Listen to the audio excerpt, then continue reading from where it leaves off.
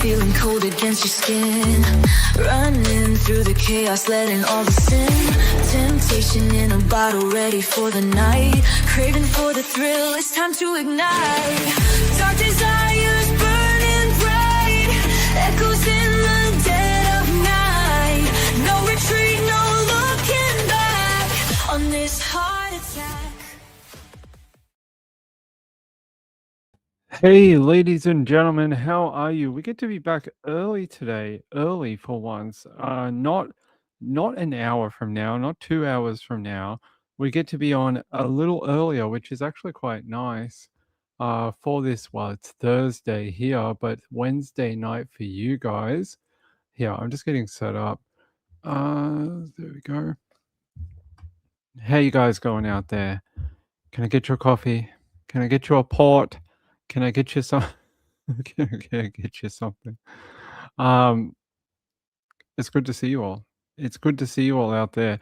Coming to you from a cold Melbourne. Geez, it is free. It's starting with in our slow descent into icy weather in like the southernmost landmass in Australia. So we're in our descent into the ice kingdom, which is Melbourne for half the year. So we're out of summer. We're heading into the cold part of the year now. How you guys been doing? How you been doing? No court today. No court today. It's been a slow day. Funny day for me today because normally in the mornings, actually for most of the day, I have court, or at least I have for the last week or two. But today they decided to have the day off. What exactly are they doing? I got no idea. They're probably off doing other lawyer, judge things that they have to go and do, but there is nothing on the docket for today that we're interested in anyway. Nothing that we're doing. Good to see you all. Good to see you. What is it? 2 degrees and raining? It sounds like what Melbourne's going to be in like a week. It sounds like what's going to happen here. Uh, So, what is going on with the internet problems? Don't know. We've booked a tech, but the closest tech that can come out is next week. So if we get dropouts again, I'm sorry. There's like nothing I can do about it. I've worked through all of our equipment and all our lines, and to me, it all looks okay. I just don't know what's causing the internet to drop out every so often. We'll see if it happens tonight. Hopefully, it does not. And we'll see what the text says next week. So we have to wait a week, unfortunately. Hey, good to see you guys. Hey, Anna, good to see you. Good to see you. I want to talk about this. We've got a few things to talk about. Got updates in the trial in Texas. We'll talk about that a bit later. I want to talk about this that's going around the US right now. And you're like, Ping, you're not one of these people that are into conspiracy theories, are you? Well, no, but I still think it's freaking weird that all these people tied to a nuclear program in the US just randomly all disappear in a year. 10 scientists so far have just, some of them have died, some of them have disappeared, some of them walked out into the desert and never came back. So I would say, that's pretty weird, and there could be a crime here. I would suspect maybe more than likely there is probably a crime here. Now, you would have heard about some of these already. Stephen Garcia, he's a government contractor, and the way they explained it is they call him like a custodian. And yes, that is his job, but at the same time, he's a custodian over things that are like top secret, and you need military clearance and a bunch of different things like that. And it was at a nuclear weapons facility, but that's not it. There's heaps of them here. I'll put up the thing for you here. Oh, that worked. Good work, Ping. All right, we'll have to look at it. Actually, I have another copy of that same map. Let me put that up. Here? No, that's not it.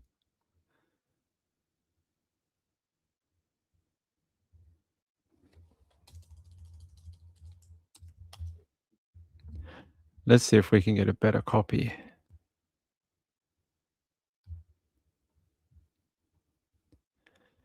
All right, there we go. So you look at all these people and like dead, missing, and these are sort of like all the connections. This guy, William Neal McCasland, missing. Monica, uh, I'm going to pronounce the name wrong because my Mexican and Spanish is terrible. Wasita Reza is missing. I read about her. So, what's interesting about her, she holds a patent that is very valuable right now. She developed a material that is more stronger than what they use already in spacecraft. So what they use in spacecraft now oftentimes can only be used once because it is strong, but it breaks, it's brittle.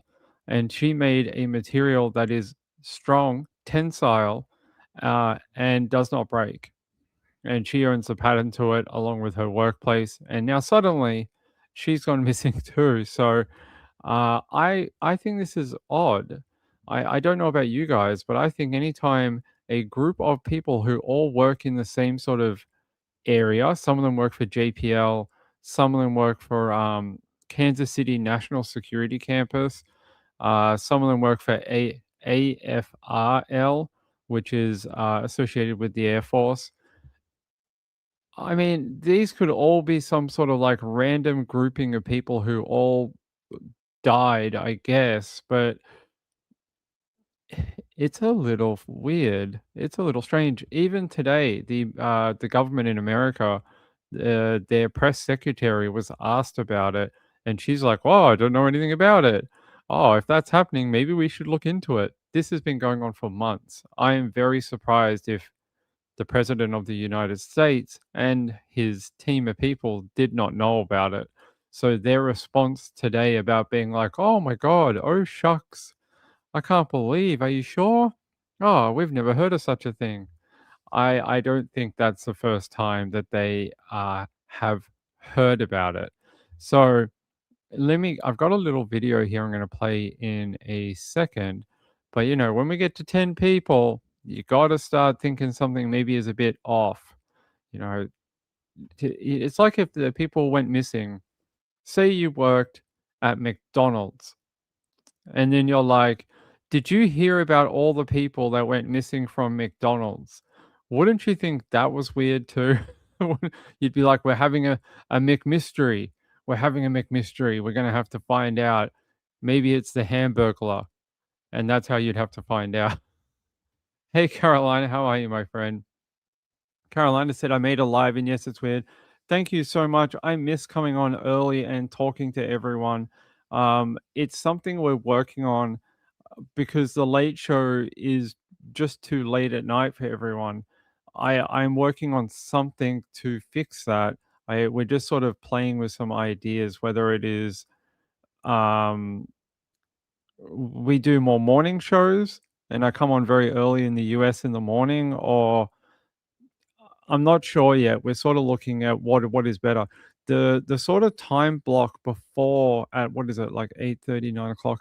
Yeah, like 8:30, 9 o'clock. It's so saturated. It's really, really saturated. And there's so many channels that are on live at around 8 o'clock, 9 o'clock at night. It's almost like I don't feel it's worth doing it. It's just because like, yeah, it's so saturated and there's so many people on. Um, so yeah, maybe we're thinking of coming on during the daytime in America. I don't know if that appeals to anyone, but we're thinking of maybe coming on in the afternoon. If you're in if you're in the East Coast and Central, it would be sometime late afternoon, maybe around 4 o'clock. So if that is something that appeals to you, let Ping know. Hey McSpunky, how are you, my friend? But hey, thank you very much for the super chat. I appreciate it. Yeah, that's very kind of you. Very, very kind. Let me see. All right, let's go here. Oh, actually, I have a video. That's what we're going to do.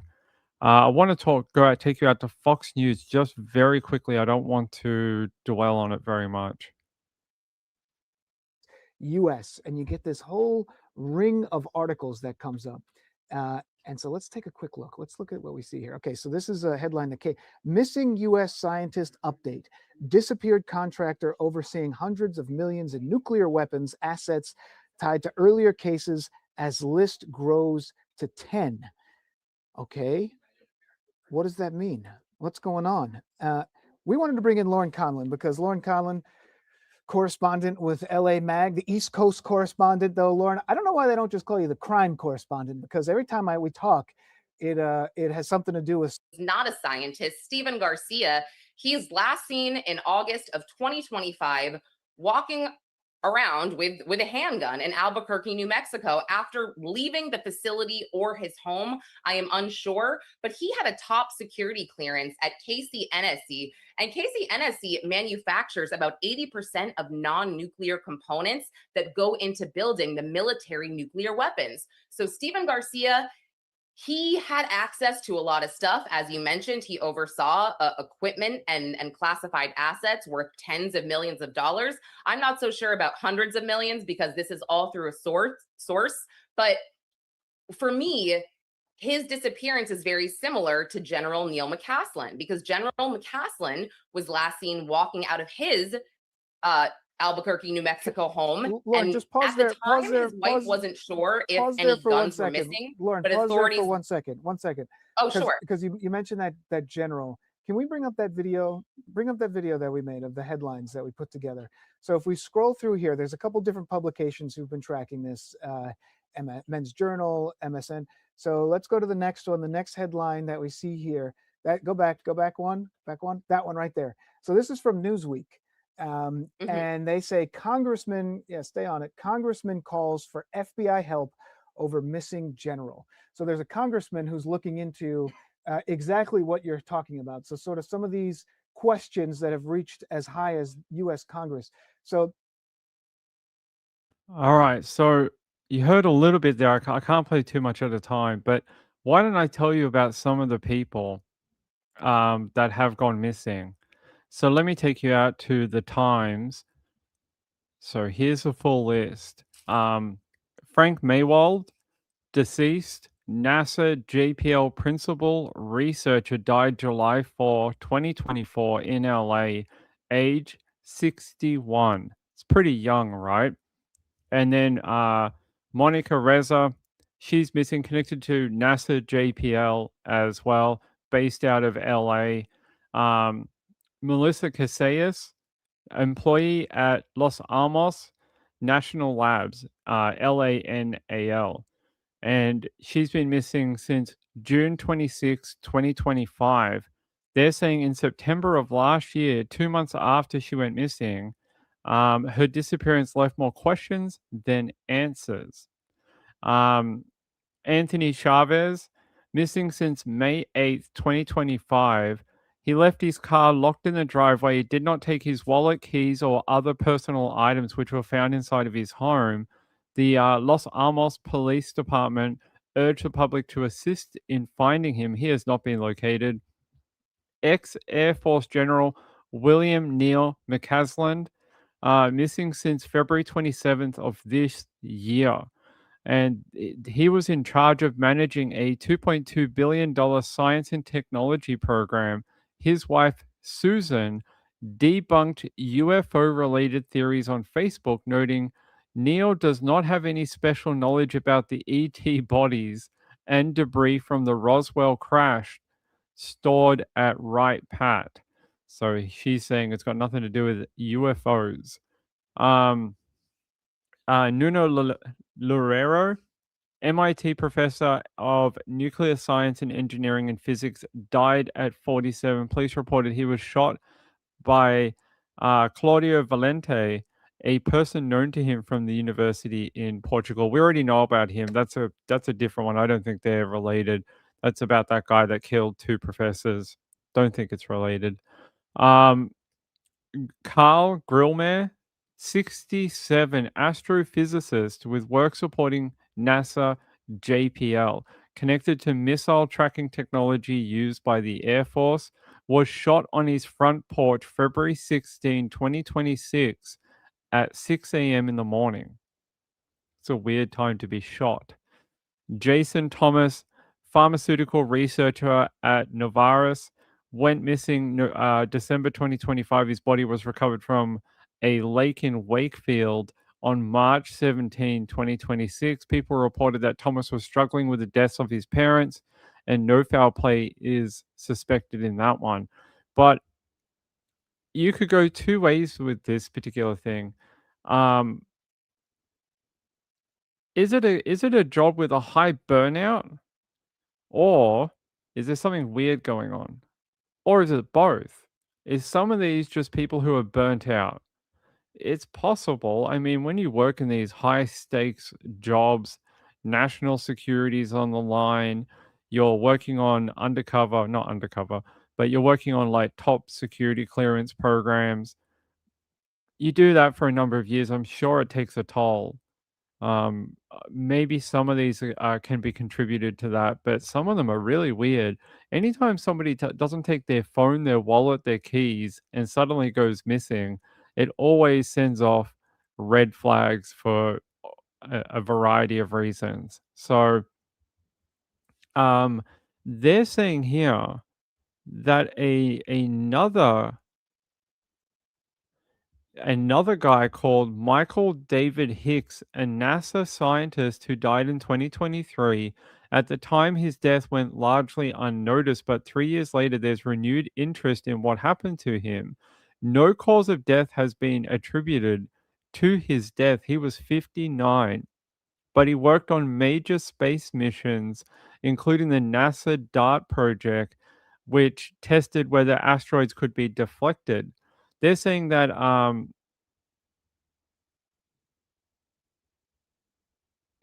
that they haven't fully attributed a cause of death, but apparently he was a man who was considered morbid obesity, and although the medical examiner still lists his death as open, with no official conclusion out of LA. So bit strange. Kelly says my brother-in-law does that type of work. He used to be a Marine. Now he's retired. Does only government contract stuff. We aren't allowed to know much. Yeah, we have family members who work in that field as well, and we always ask them what they're working on, and they just tell us government stuff. They're not allowed to tell us anything. They just say, "Oh, we're working on projects." What kind of projects? Ones you're not allowed to know about, apparently. So yeah, like William Neil McCasland is probably the weird one. Such a high-ranking guy. Been in and out of the military all of his life. Here, I'll play you something from about a month ago that explains a bit more about him. Where is that video? Here. Yeah, here. It's a very short video, but I'll play it for you.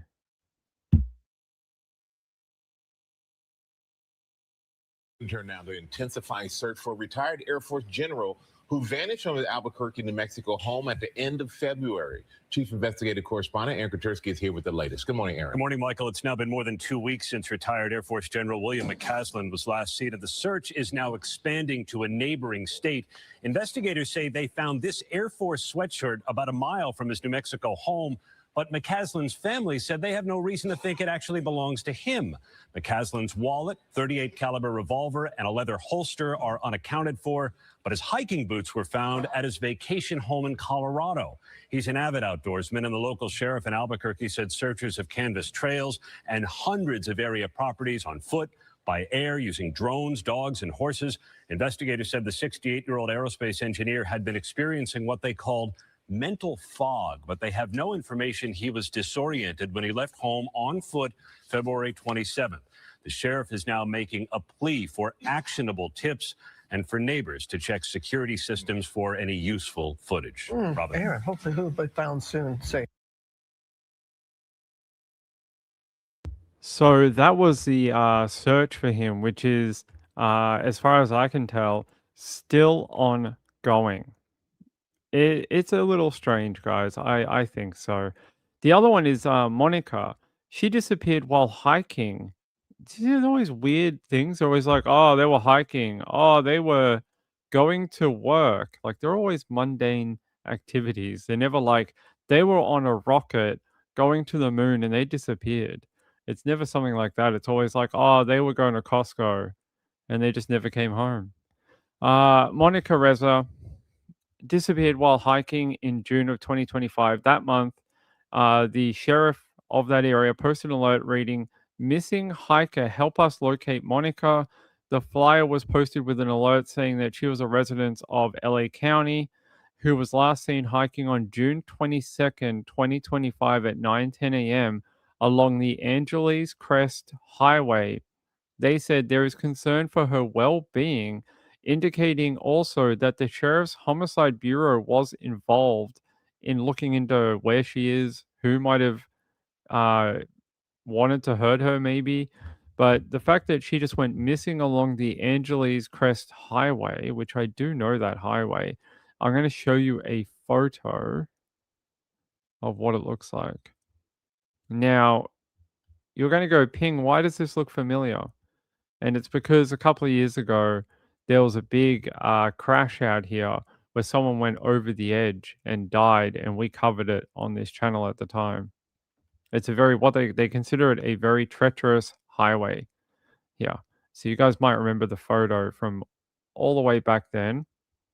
I'm just trying to get you another one that's better. Here. Yes. Let's get this map.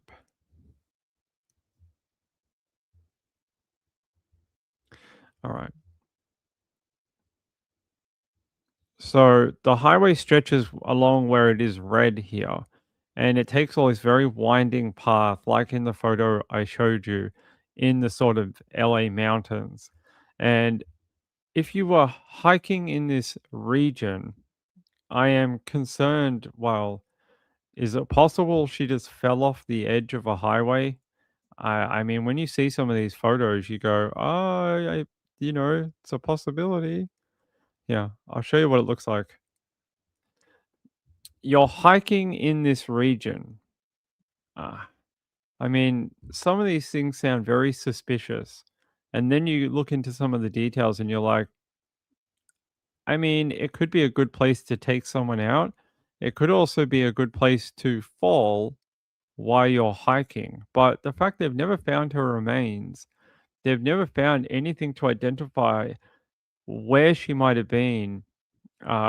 They just said someone saw her around 9:10 a.m. that morning. But other than that, they have no idea. They don't know where she might have been last. They're not sure. Let me go here. There was a poster. I'm trying to find that missing person. Yeah, here. Give me 1 second. So they tried to do a search for her, and then they eventually ended it. So they did a bit of a called out people who could help, asked people to come and like if you're a hiker and you can actually hike in this area, you know the area, can you come and help us? People did do that. And unfortunately, they didn't end up finding anything. Here's her missing person poster that was out at the time. That's a photo of her. There you go, in her hiking gear. And they're saying here, she was last seen hiking June 22nd, 2025 at 9:10 a.m. And it was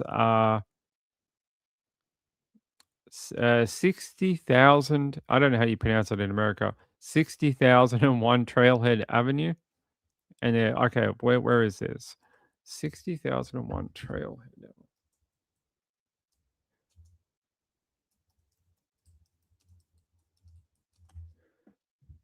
All right, let's see if I can take you out there and have a look like what is out there. That's not the right place. Yeah, this might be the right place. Okay.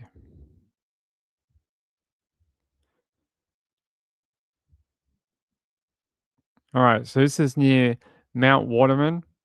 This is where she was last seen. I don't know if it was snowing at the time like it is right now, but I don't think so, being it was, in summer. But let's see if we can go further down. It is very treacherous. Look, a lot of trailheads. There's some of the paths that you can take here. Here's some of the different paths down the mountain, I guess. Let's have a look.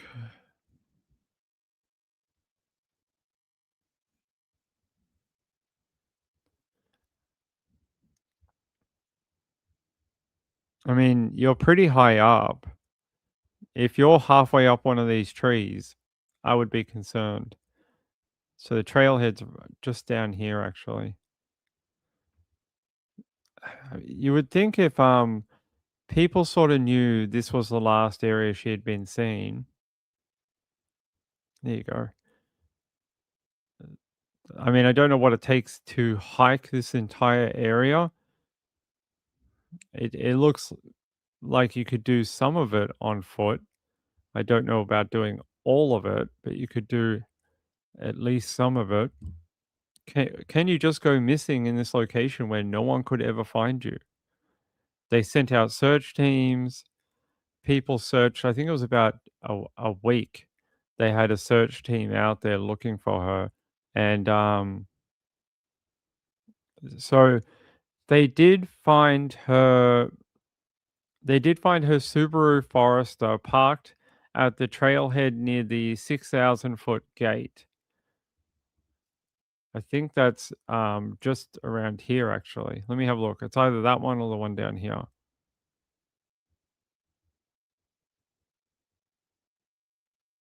It might be this one where you can head down. So what's up the mountain? There you go. That shows you how steep the incline can get. So what this looks like, it looks like on the other side of here, because this is just a road.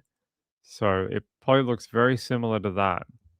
I mean, I guess could no one have found her in a year?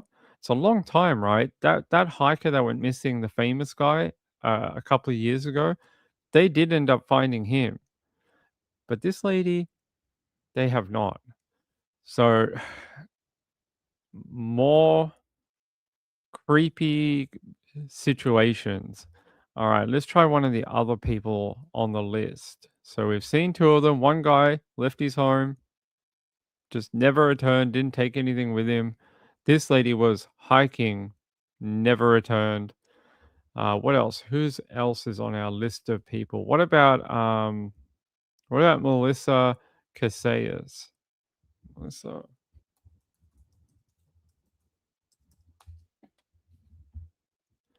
What do we know about her? Now, I'm going to take you out to KRQE. Local reporting you can trust. You're watching KRQE News 13 at 10.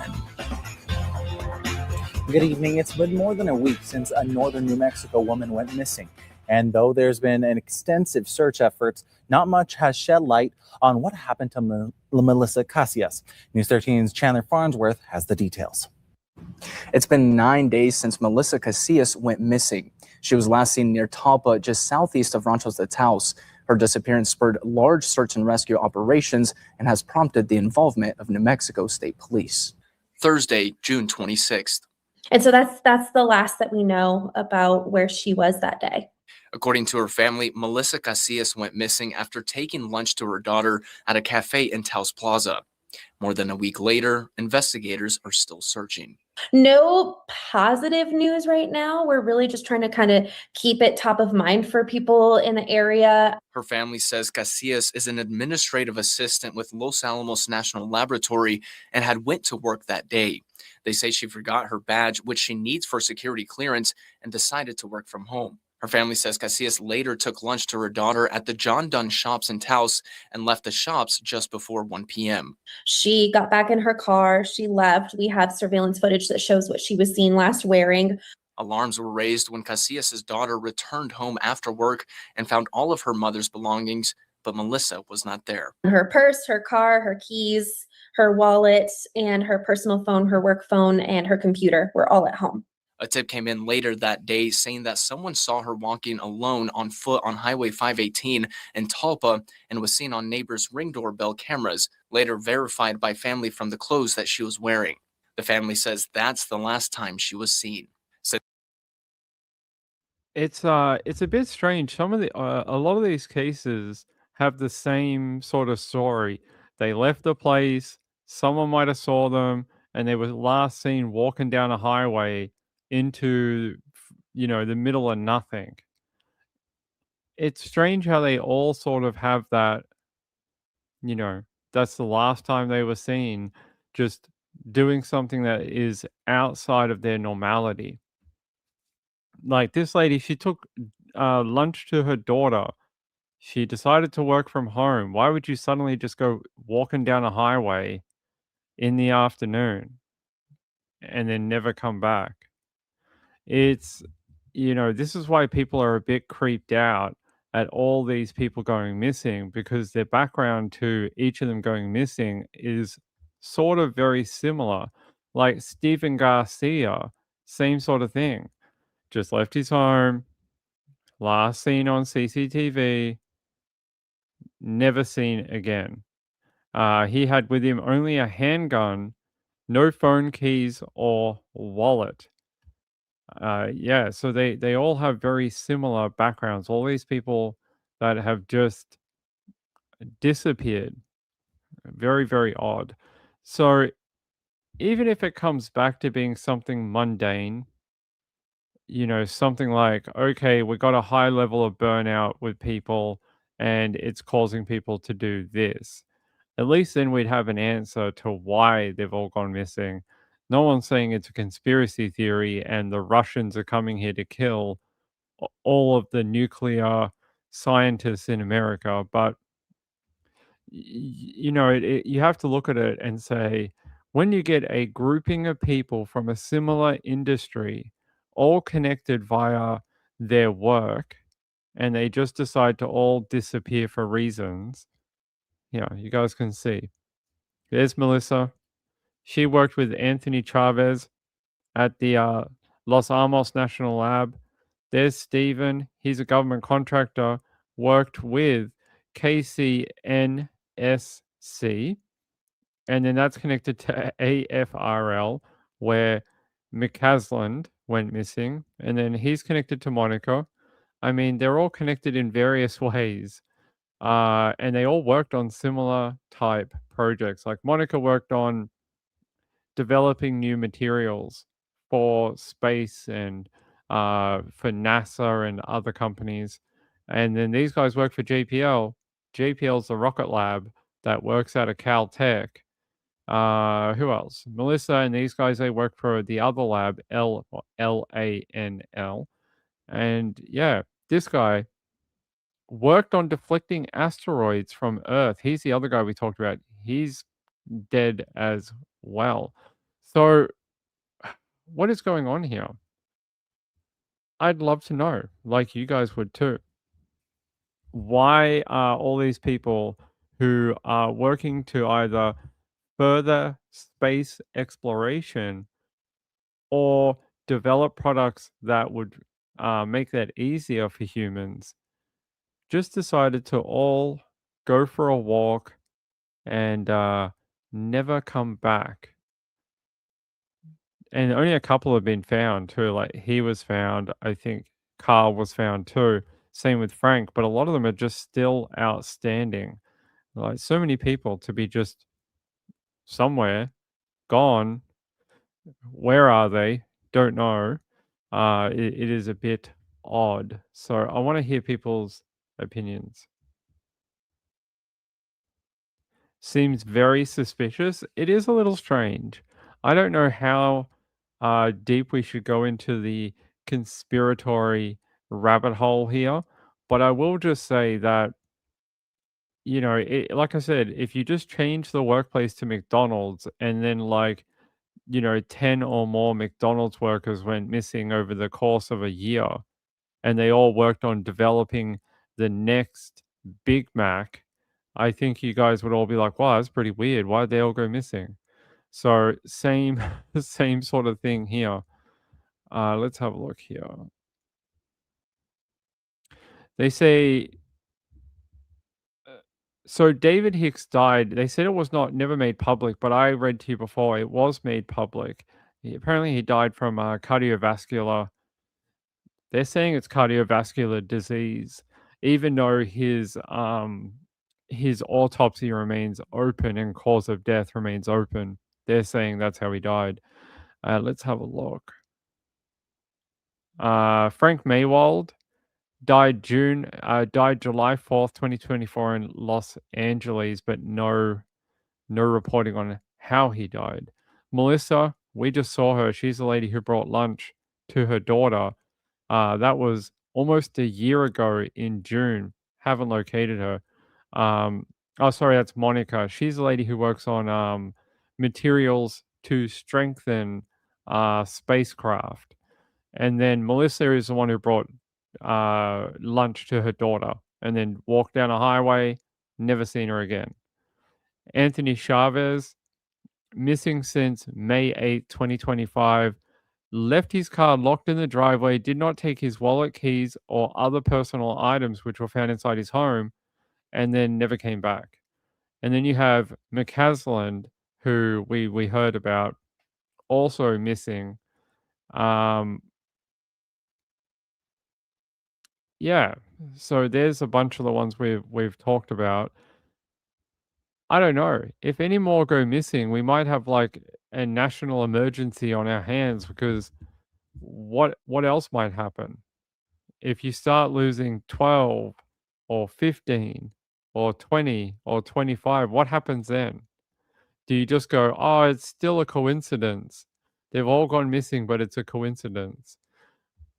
I don't know, guys. I think it's pretty odd. Let me have a look.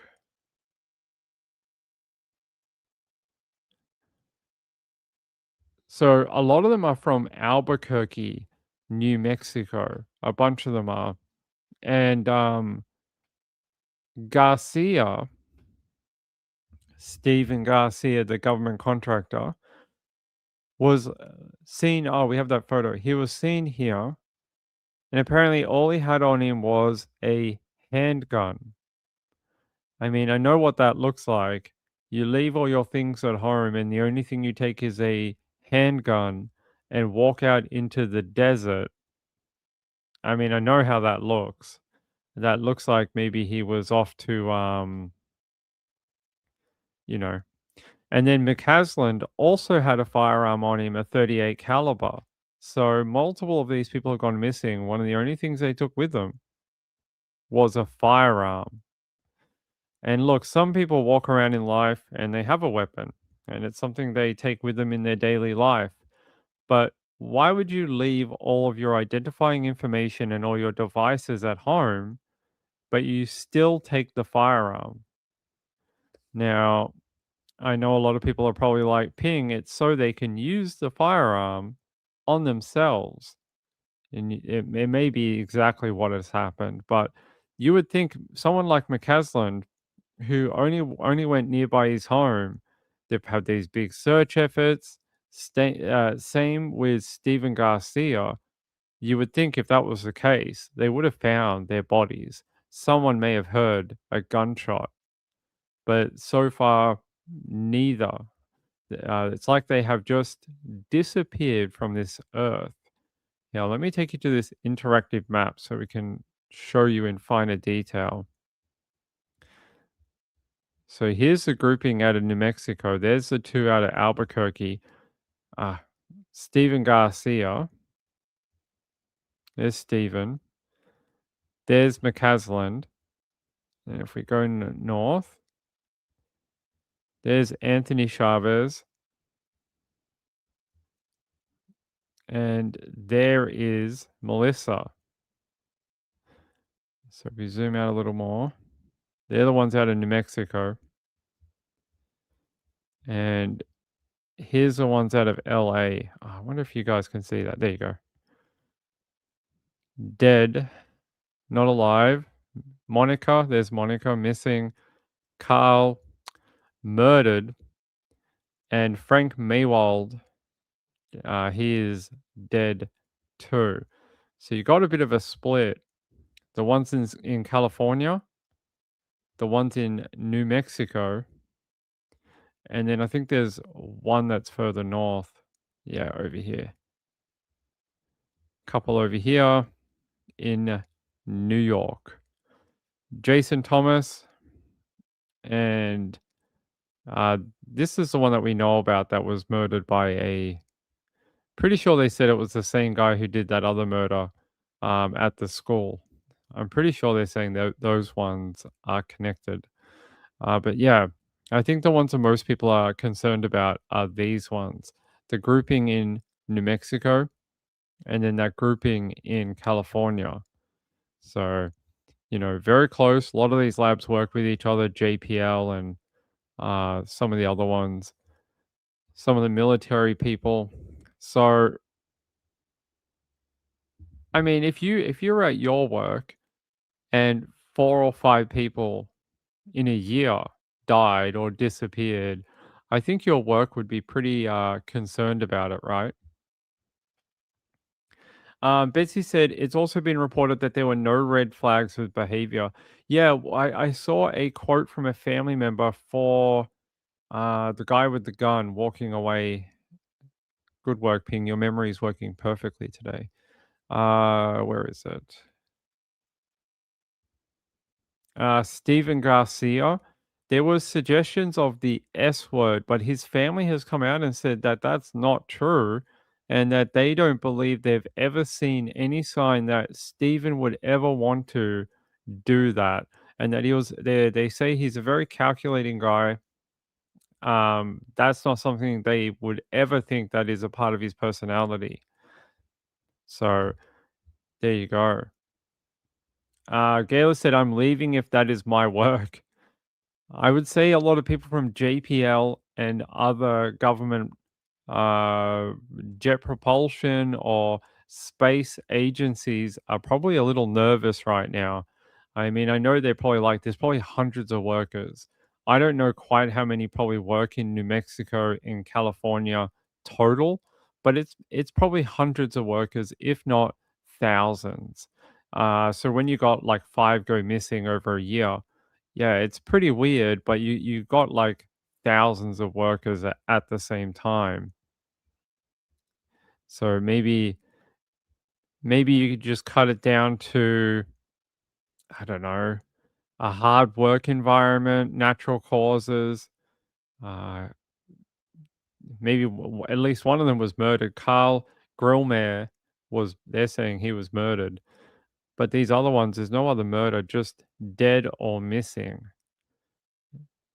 Yeah, let's go over here. So you got those 2 in Albuquerque. One this year. McCaslin was this year. Steven Garcia was last year.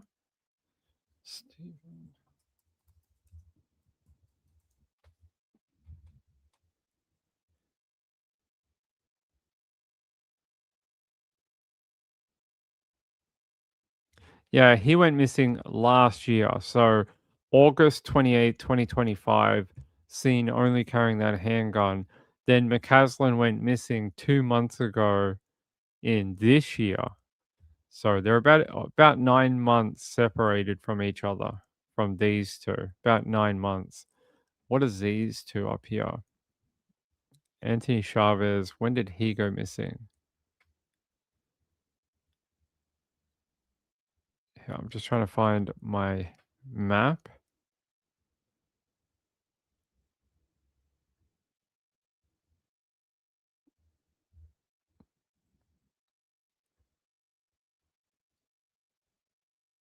All right, let's go here. So I think we're looking at a time frame of between middle last year coming into this year, like the early part of this year.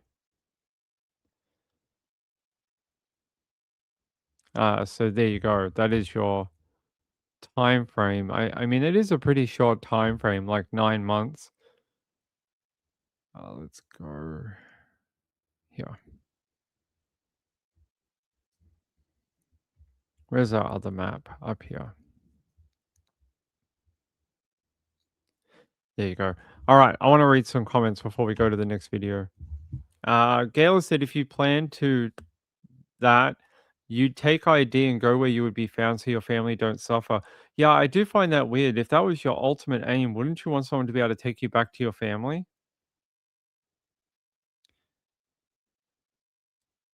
Hold on. Mrs. Ping keeps writing to me. Kelly said, I find leaving the phone turned off at home so strange for a guy to do that. I don't know. I think it's strange if it's a guy or a woman. Anytime we hear of anyone leaving a wallet, a purse, a handbag, keys, mobile phone, but you take the firearm. Why take the firearm but not the ID? Do you just expect everyone to know who you are? It's a strange mindset. It really is. It's a bit odd. It's a bit odd when you're like, hey, I'm going to go do this. Yeah, anyway, I think it's a bit strange. Let's see if we can find another quick video for you guys, because I have another story that we have to talk about tonight.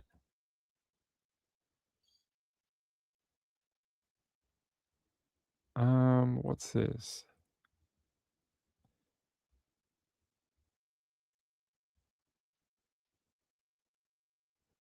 No. All right.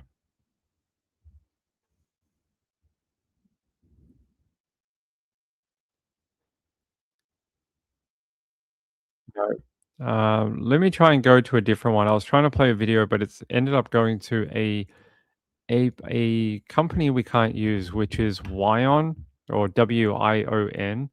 So I'm going to go back to our video from before that had a longer video on it. Yeah, here. All right, thank you. Oh. Nope. That's the wrong video. There we go. Tell me a little bit about this general that you mentioned. Similar circumstances. You can't say that this is all, some kind of conspiracy to go after these scientists or whatever, but it's curious, and I think that's what's got a lot of people interested in what's going on. But anyway, talk about what we know about this general here. Yeah, I'm not necessarily saying it's a conspiracy, but I think that it's worth looking into from certain angles. General McCaslin was once stationed at Wright-Patterson in Ohio, and Wright-Patterson reportedly holds extraterrestrial debris from the Roswell crash of 1947. He also had someone underneath him who was a rocket scientist, Monica Reza, who was working on, I believe she co-patented the Mondaloy. And I mean, she was also a genius, and she went missing months before him, also on foot. Now, General McCaslin's wife, a 911 call came out, and she said in this call that her husband was experiencing brain fog. He wasn't himself, and it was frustrating him. But based on his mannerisms from that morning, he changed clothes. I think I mentioned he left without a phone, without his glasses, reportedly, possibly a revolver. And again, I mentioned the KCNSC official, Steven Garcia, left with a gun as well. Yeah, you see, both they bring it up too about the gun. Both of them left with firearms, but didn't take anything else. Yeah, I have that 911 call that she was referencing. So let's have a listen to the wife of William McCaslin talk. My husband is missing. Tonight, new audio from the wife of a retired Air Force general gone missing in New Mexico. I have some indication that he must have planned not to be found. That's William McCaslin's wife, Susan, during the call to authorities on February 27th, the day her husband disappeared. The call was first obtained by Law and Crime and later verified to NBC News by the Sheriff's Department. He's left his phone, he changed his clothes into I don't know what. I think he's on foot. McCaslin's disappearance generated a lot of speculation due to his past career as a high-ranking military general. McCaslin was retired, but at one point worked inside an Air Force base in Ohio, long rumored to house extraterrestrial debris, despite repeated Air Force denials. Following his disappearance, authorities confirmed only a few items were missing, including a .38 caliber revolver, adding McCaslin had stated he was experiencing mental fog. His wife telling this to the dispatcher. Other than saying if his brain and body keep deteriorating, he didn't want to live like that. But it seemed to me that was just a, man, I hate how this is going kind of thing.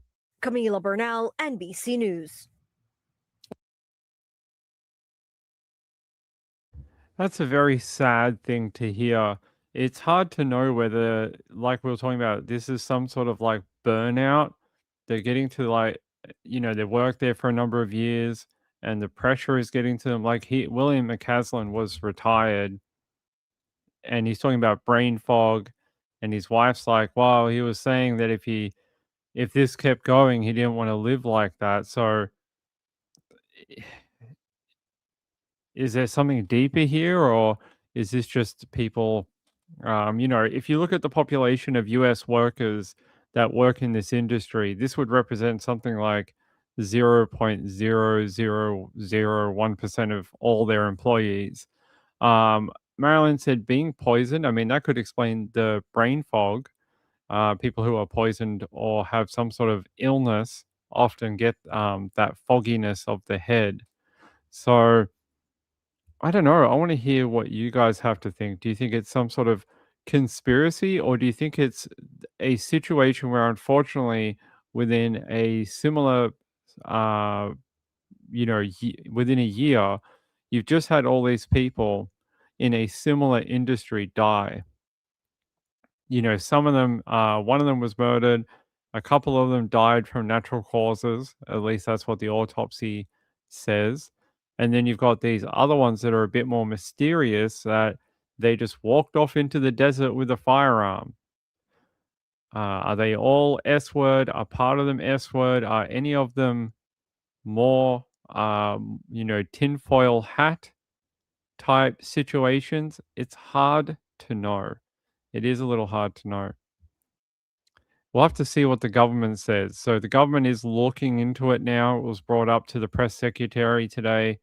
They said they would look into it and get an answer for the press. So we'll have to wait and see what the US government now has to say about it. Gail said conspiracy, and I hate that I think that, because I hate conspiracy theories. It's a little odd that they all work in some sort of high-ranking military / defense in one capacity or another. Yeah, they are a little odd. So government said they get us an answer. Let's see if they do. Let's see if they actually get us an answer or not. All right. So we got two other updates I want to get to. 2 updates or 3 updates? Might have 3. There is a one on Kristen Ramsey, and that is the Ashley Oakland murder case. We didn't get to do this the other day, so I really want to talk about it because I find this particular case fascinating. I think it's fascinating how you can pick up someone after so many years and then just be like, yeah, we're going to charge him with murder. I am very interested to find out, how this happened, why this happened. And if you don't know what it is, it's an old It's an old case out of Iowa where a real estate worker was shot and killed at an open house. She was showing the house and people heard loud noises and they rushed there and they found this woman dead. Her name is Ashley Oakland. They ended up arresting, after like 15 years, this other woman called Kristen Ramsey. By all accounts, I watched her. There was a court sitting a few days ago, and I watched the entire thing. Throughout this court hearing, they had all these people. I think they said they had like 45 references trying to get her bail and get her out of jail. They had all these people that were going to come up and give character references for Kristen Ramsey, saying things like, "Oh, I've known her for 45 years. She's lovely. I know her whole family. She would never do anything like this." It is a very strange case why this woman would go and murder this other lady that they, as far as I know, have never found a direct contact for. Like they sort of worked in the same industry, but I've never heard that they knew each other more than acquaintances. So here, I'm going to take you here for the update and then we'll talk about it. Been accused of killing Ashley Oakland in 2011 had her first court appearance today. Local 5's Brandon Wynn shares sounds from inside the courthouse. Kristen Ramsey made her first public appearance since being charged with the murder of Ashley Oakland. Witnesses took the stand to discuss her character. She's the most loving person that I know. She's caring. Ramsey's mother was one of 3 witnesses that took to the stand speaking to Ramsey's character. The strategy by Ramsey's counsel was to convince the judge to lower the $2 million bond to $100,000. I would have to use words like humble, kind. Whether the strategy worked or not, we'll have to wait and see. The judge said his decision on that matter will be released sometime next week. The defense heavily criticized the grand jury trial that led to the high bail, saying evidence was presented in a misleading or bad faith manner. The prosecution argued that the nature of the case made the bond warranted, regardless of her character. This is a Class A felony. The defendant is facing a life sentence without the possibility of parole if she is convicted.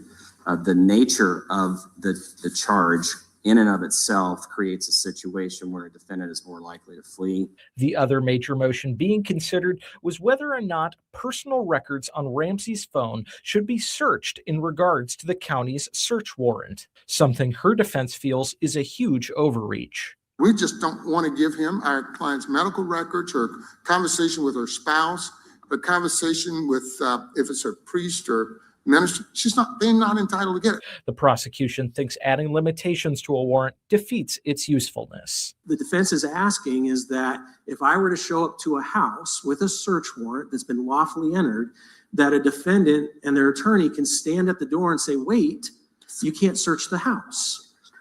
You have to, you can only search this room or that room or that room. The judge requested the defense to file a motion on an alternative way to handle the warrant. The trial is set to start in January 2027, but will have a check-in hearing in June of this year.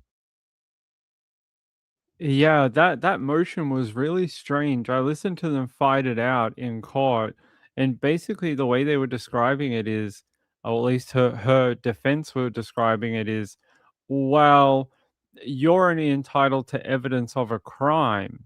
And they're like, well, we don't want to hand over mobile or digital devices because, well, she might have sexual chats in there, or she might have, stuff with her partner or her husband, or it was really strange. I've never heard them fight a search warrant for a mobile phone in that particular way.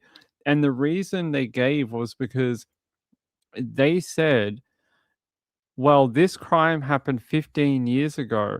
What are the chances that this phone is the one that she was using 15 years ago? So therefore, does this search warrant actually apply to this phone, or does it apply to the phone from 15 years ago? Because are you actually going to find any evidence from that, from a phone that's 15 years after the fact? And that is sort of the argument they were arguing. So far, they haven't ruled on it as of yet. I think they're waiting sometime this week. It should happen. But yeah, very strange case. They've been fighting it. Her legal team has. They tried to get her some bail. I don't believe she's getting it. I think they want to keep her behind bars. Let me see. And then there was another motion filed yesterday that apparently, since 2011, the prosecution and the police have lost evidence. They've lost evidence in the murder case, and they're saying, "Well, how are you coming to take this woman to trial based on evidence that you no longer have. How is it that you can charge Kristen Ramsey with murder and rely on evidence that you don't even have in your possession anymore? And I thought that was very interesting. Let me take you out to where is it?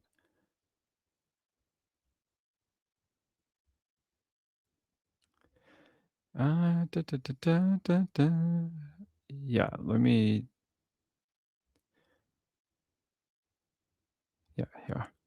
Let me take you out to this one. The woman accused in the cold case murder of West Des Moines realtor Ashley Oakland is scheduled to be in court tomorrow. Local 5's JD Snover joins us now with new details released in this case. Yeah, Stephanie, plenty of documents released today, and they say that Kristen Ramsey has an arraignment hearing on the docket tomorrow, where she will formally enter a plea and decide whether to waive her right to a speedy trial. But the unusual part, one local legal expert tells me, is that 2 other hearings also scheduled in the case in the same day. A major step forward will be taken Friday at the Dallas County Courthouse as the woman accused in a 15-year-old cold case murder appears before a judge and begins the process that will determine what happens between now and trial. Newly released court documents reveal a witness told police they saw Kristen Ramsey outside the model home the day of the killing, pacing near a car before backing up at, quote, a high rate of speed in an erratic manner and leaving the area. I'm sure law enforcement probably interviewed her 15 years ago. Steve Foratana was a former assistant attorney general. He says one of the biggest challenges in a case this old is witness memory, but that prosecutors likely have recorded statements, and the grand jury process that led to Ramsey's indictment could help refresh their memory. But yeah, All right, it's a very interesting case to put someone on trial for murder after 15 years and lose evidence. So now they put a filing saying they want affidavits and they basically want sworn testimony from the officers about the evidence that was lost. So any piece of evidence which they no longer hold in their possession, they want that officer to go under oath and swear about what that evidence is, what they signed, what they entered into that evidence. And it's getting complicated already. Her lawyers are doing a really good job of trying to pick this apart already. The guy we spoke about last time was 25 years. Yes, but that one was different because they've got the evidence in this one is not a ton. We don't know the full extent of it because it was done by a grand jury, which is in it's secret basically. So we're not going to know what was said at that grand jury. But we heard a little bit. They got a witness saying they saw her there at the scene of the crime and then sped away from the scene directly after Ashley Oakland was shot. So it's a bit strange. Apparently, when they raided her home as well, they also found a number of firearms, and they also found weird posters threatening violence. I don't know what that means. I've been trying to look it up and find out what exactly does that mean. But apparently they found it not once but twice. They raided her home a couple of years ago. They found firearms and they found these posters threatening violence. They then raided her home again when she was arrested recently. They again found firearms and more of these posters threatening violence. So they're saying, well, this lady comes across as like, a middle-aged church lady.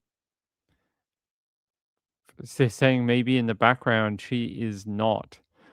She is more violent and has an attraction to firearms. Yeah, it's really strange. I don't know what it means either, but that's what it says in my paperwork. Yeah.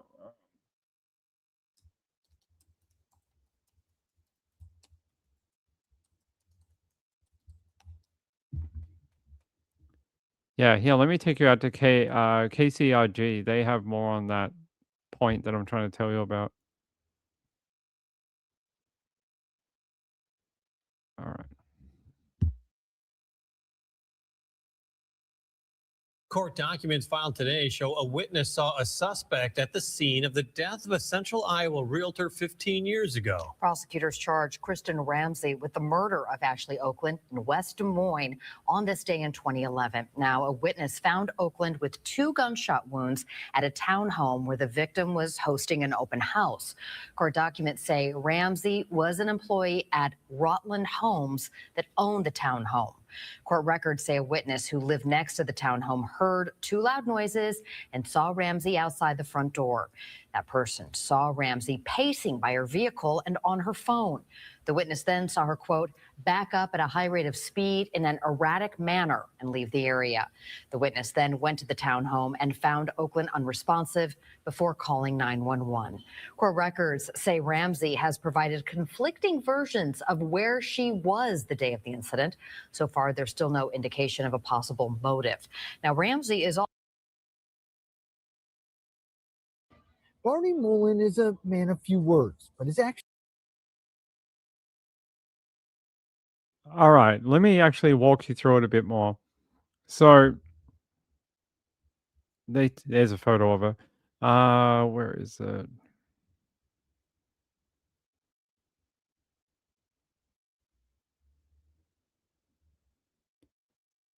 Yeah.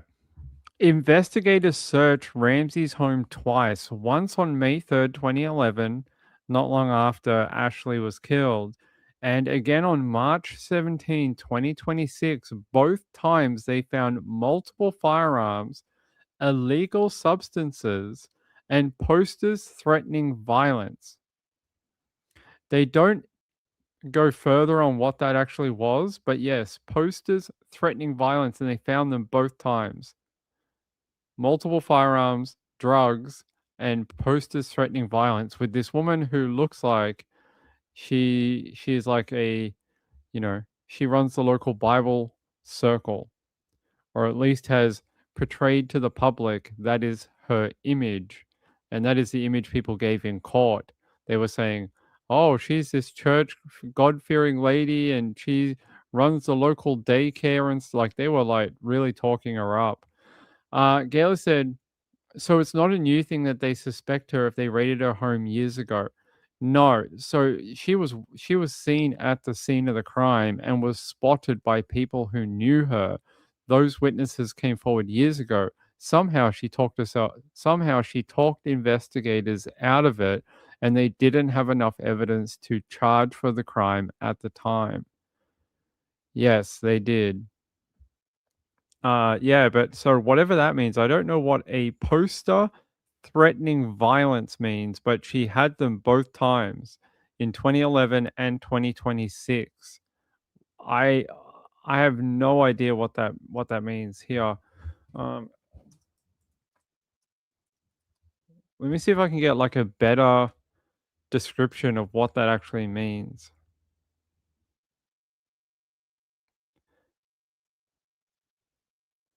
It doesn't tell me. It just says law enforcement reported finding multiple firearms, drugs, and violent posters. I don't know. But it must have been serious enough that they wanted to take them. They're saying at the time of the 2011 shooting, Ramsey was the sales manager for the company that owned the model townhome where Oakland was killed. A witness recently identified in court documents reportedly saw Ramsey outside the townhome following 2 loud noises and saw her acting erratically on the phone at the time.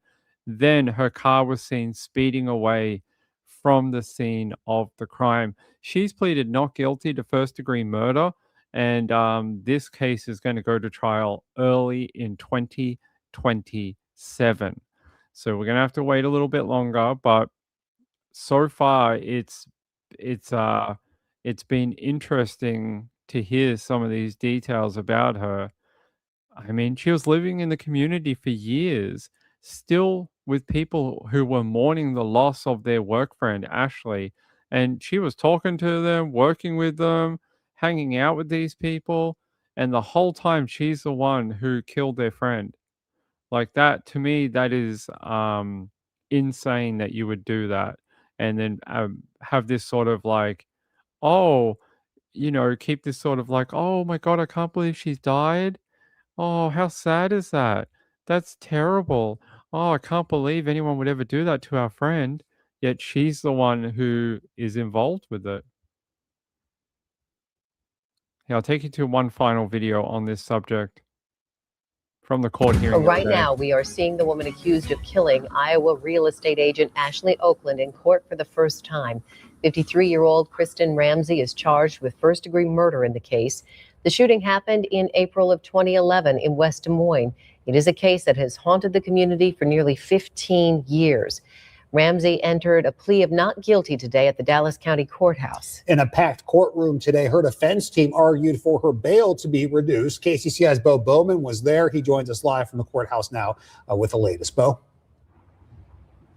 Yeah, Ben, to call it a packed courthouse is a bit of an understatement. It was standing room only in that courtroom, more than 100 people by our count here at the Dallas County Courthouse as the attorneys took up the issue of Ramsey's bond, currently set at $2 million. Now, Ramsey, appearing for the first time since her arrest, was seen weeping throughout most of the testimony today, dressed in plain clothes and handcuffed around the waist. Her defense team, led by attorney Alfredo Parrish, attempted to demonstrate that Ramsey would be able to comply with pretrial release conditions if bond was lowered, and that she poses no threat to the public or herself.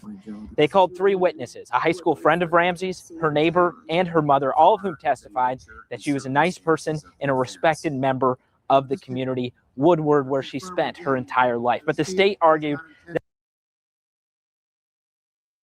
I love when they go to court and they said they had 45 references that they could provide the court that she's a good person. I love that when they go to court and they're like, this person who murdered this other person, they're a good person. You should let them out of jail. You should let them be in the community. I always find that a little funny because, like, what else is her mum gonna say? No, my daughter's a freaking psycho bitch who, is violent and has demonic thoughts. You should keep her behind bars. Like, I don't think her mom's going to come out and say stuff like that. Like, do you think her mom's going to say those type of things about her? Do you think her dad is? Do you think her neighbor is? Do you think her childhood friend that they called up this woman, a childhood friend? Kristen hasn't spoken to her in 25 years. 25 years. And they called her up and they were like, hey, can you tell us about Kristen Ramsey?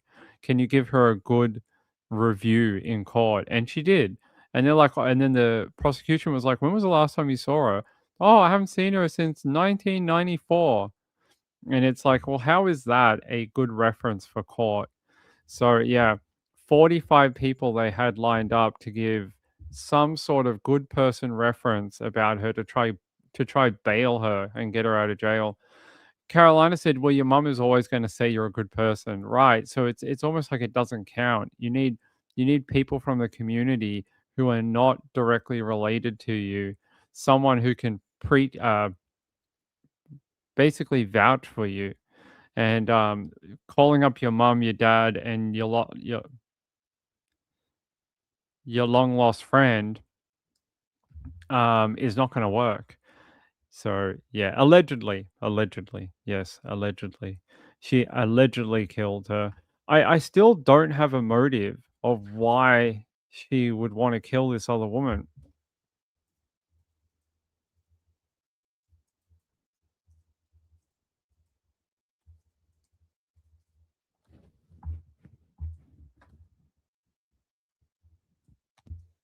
I don't know if it's professional jealousy over a guy.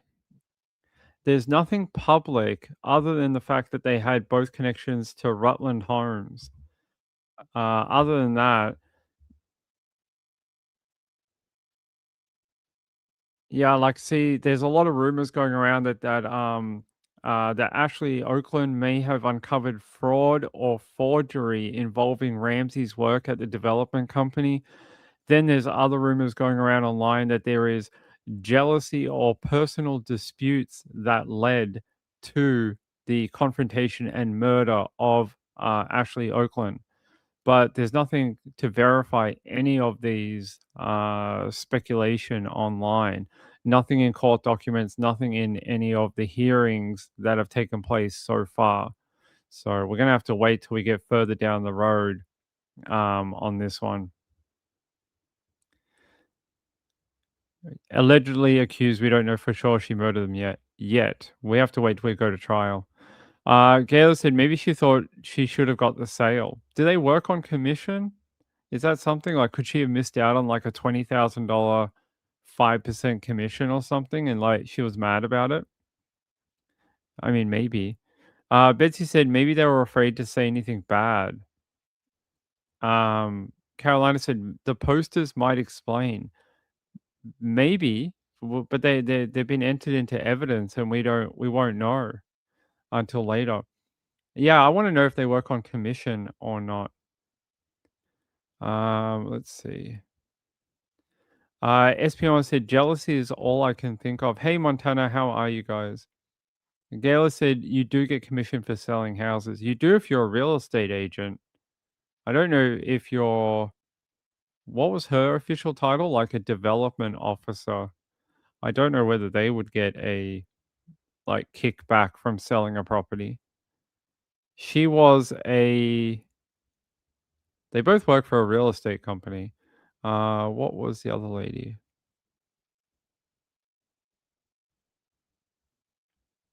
It doesn't say. It just says she worked for the company. Ashley, no, Kristen Ramsey.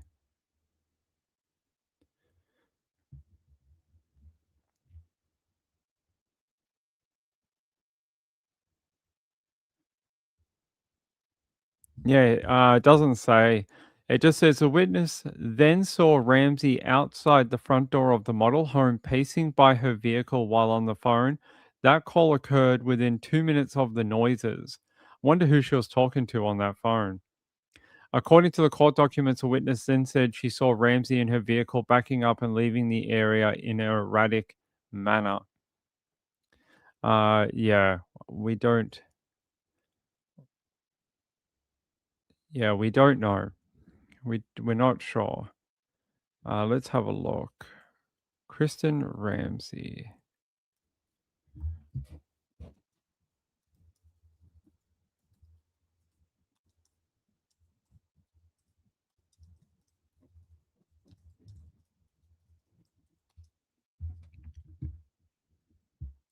She was considered, and she was 38 years old at the time. She was considered an administrative assistant and sales manager for Rutland Homes.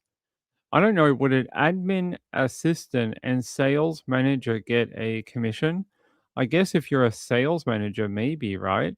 So maybe there was maybe they were mad about maybe Ashley Oakland was getting a bigger commission or something like that. Maybe she was getting a lot more extra money.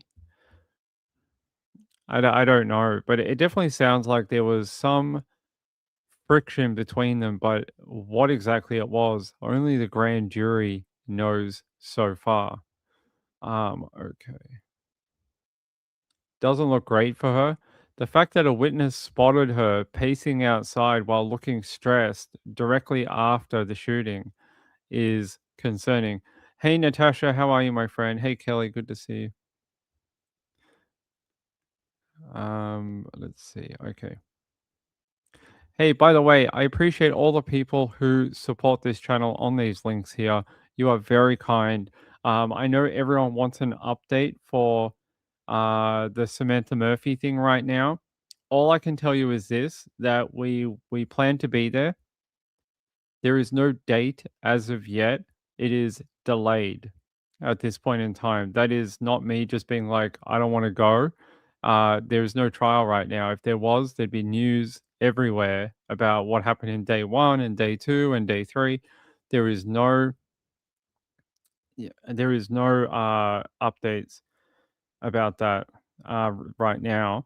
There is no new information that I can give you except to say it'll head to trial. It won't be that far away, but we're just gonna have to wait a touch longer, a little bit longer, which is frustrating for me, I tell you, because I want to tell you guys everything.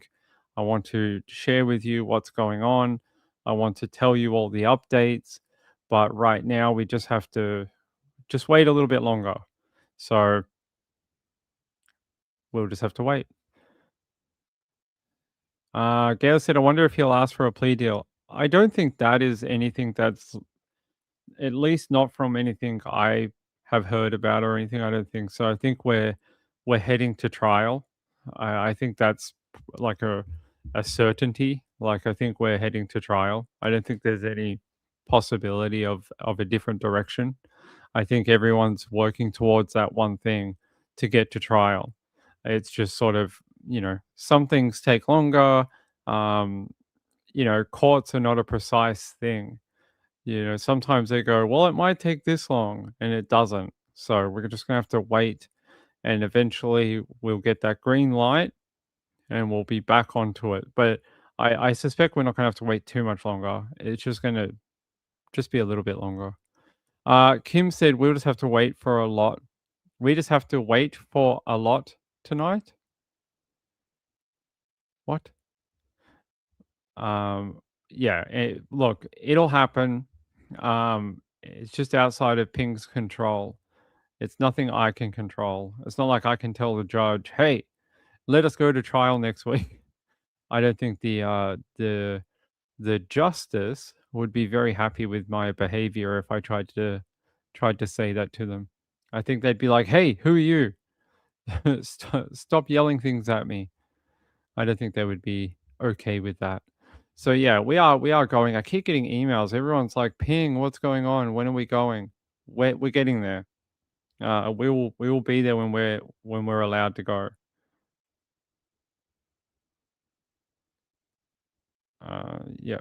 Yeah. So we'll be there as soon as we're allowed to head to trial. I will be there. I can't wait. I'm looking forward to it. Actually, we'll stop just for 1 minute and then we'll go to the next thing. I want to talk to you about this because I want to talk to you about the difference between last year and this year. When we went to Aaron Patterson, I didn't do any of the pre-trial. I just went in blind. I just went in day one blind, and I was just there for day one, and the curtain lifted, and then we got to find out with the opening statements, like what the accusations are, what was going on, what they thought happened. Like we got it all at once in about a 5-hour period. We just got all this information all in one go with those opening statements. We basically got the outline of the prosecution's case against Aaron Patterson. The difference with this one is Ping has been at all the pretrial. So I don't actually know what is better. I don't know whether it is better to go to the pretrial and sort of have to keep telling you guys, hey, it's not yet, I can't tell you anything. I'm going, that's why I'm not here, but I can't tell you anything. Or is it better to just ignore all of the pretrial and just show up on day one of the trial and just be like, we're heading to trial? I don't quite know. I think we'll have a better idea once we get to the end and we get a verdict or no verdict at the end of the Samantha Murphy trial. I think we'll know whether which avenue is better. But right now we just it almost feels not I don't know if it's not worth it. It just sort of feels weird because like it's a lot of time. Yeah, Montana says big time investment to attend the pretrial. It's been months.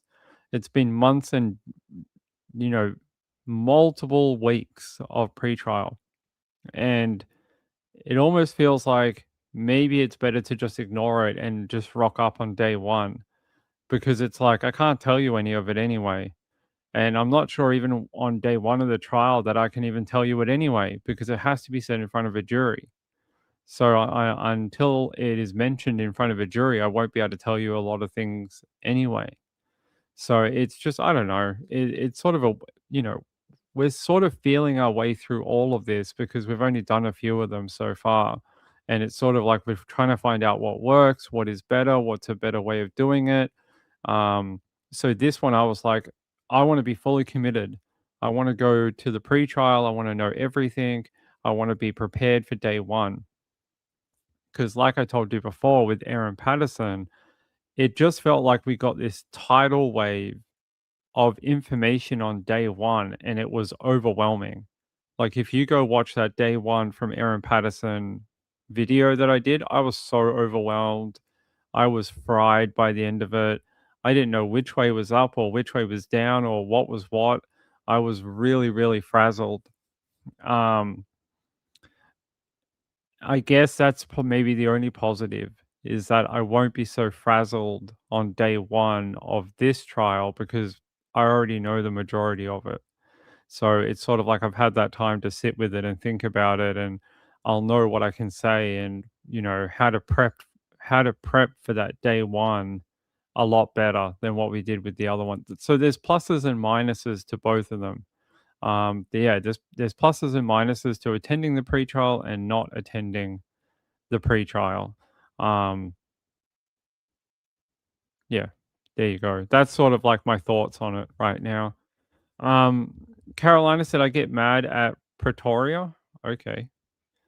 Hey, Sean, good to see you. SP Mama said, what if you did a debrief recording after each day, then complete it into a compilation or set of many videos?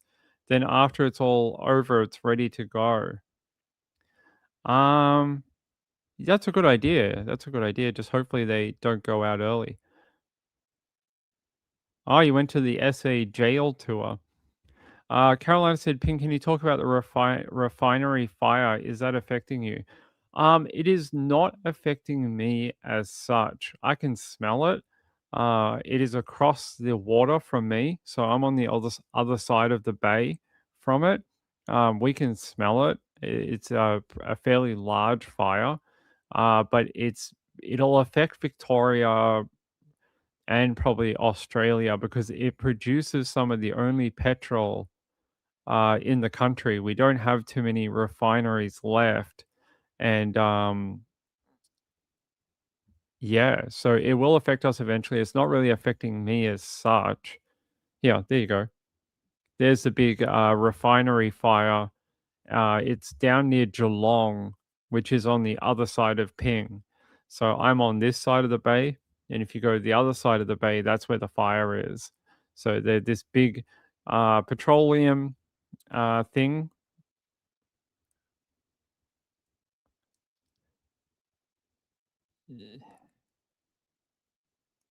Hold on, guys.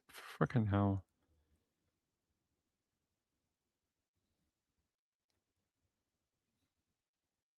Hold on, guys. Let me check something.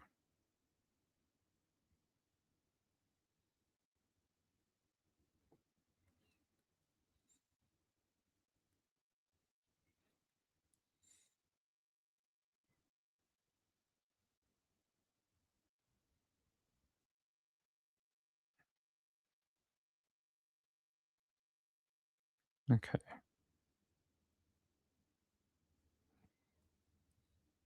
All right. Sorry, guys. Mrs. Ping's asking me stuff. So there's the big fire.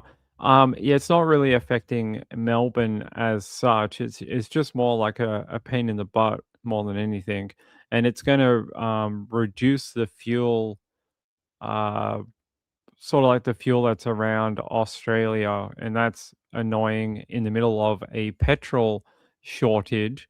It's not a great thing at all. Yeah, I'll take you out to this morning. How will it affect our supplies? So this fire broke out at 11 p.m. last night. I've been communicating with the chief executive through the night. He's been on site all night. It is still not yet under control. At this point, the refinery is still producing diesel and jet fuel at reduced levels as a safety precaution, but is still producing, still operating. The major impact at this point appears to be more on petrol production, but we'll work closely with Viva over the course of today. Obviously, the fire's still burning, so we can't make any final conclusions about the impact. It's not a positive development. It will have an impact.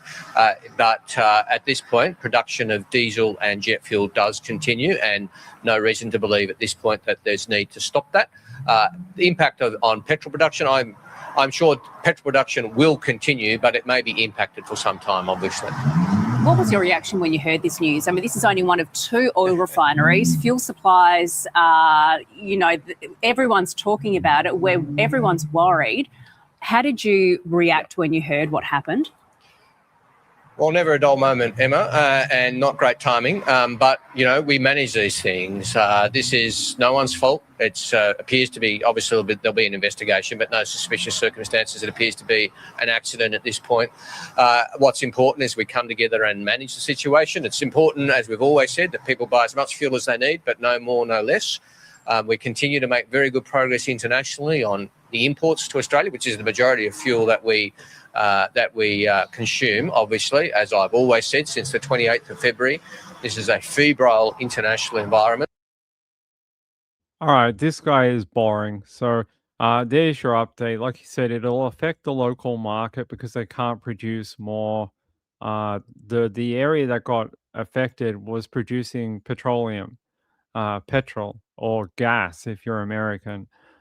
So it'll affect that because, like they said, it's only one of 2 oil refineries that still produce in the country.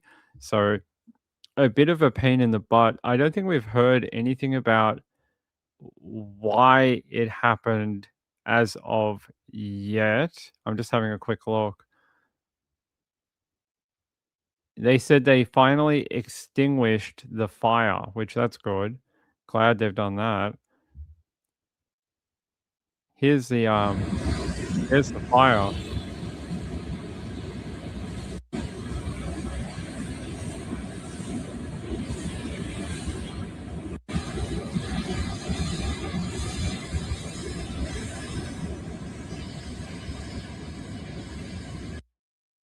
That's a hell of a fire. That's crazy. Look at all the black smoke coming off that thing. It would have gone all over Victoria.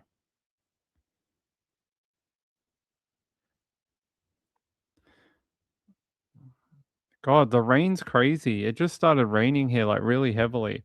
I can hear it going mental outside. So big giant fire will affect fuel production in Victoria and further for a period of time. How long, I'm not 100% sure, but it will.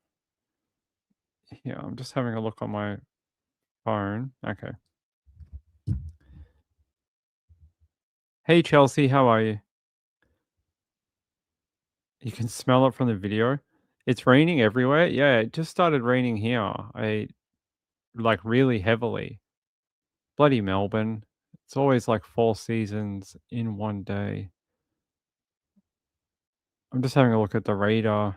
Oh my God, it's like the smallest little rain band. Yeah. It's like the smallest rain band ever.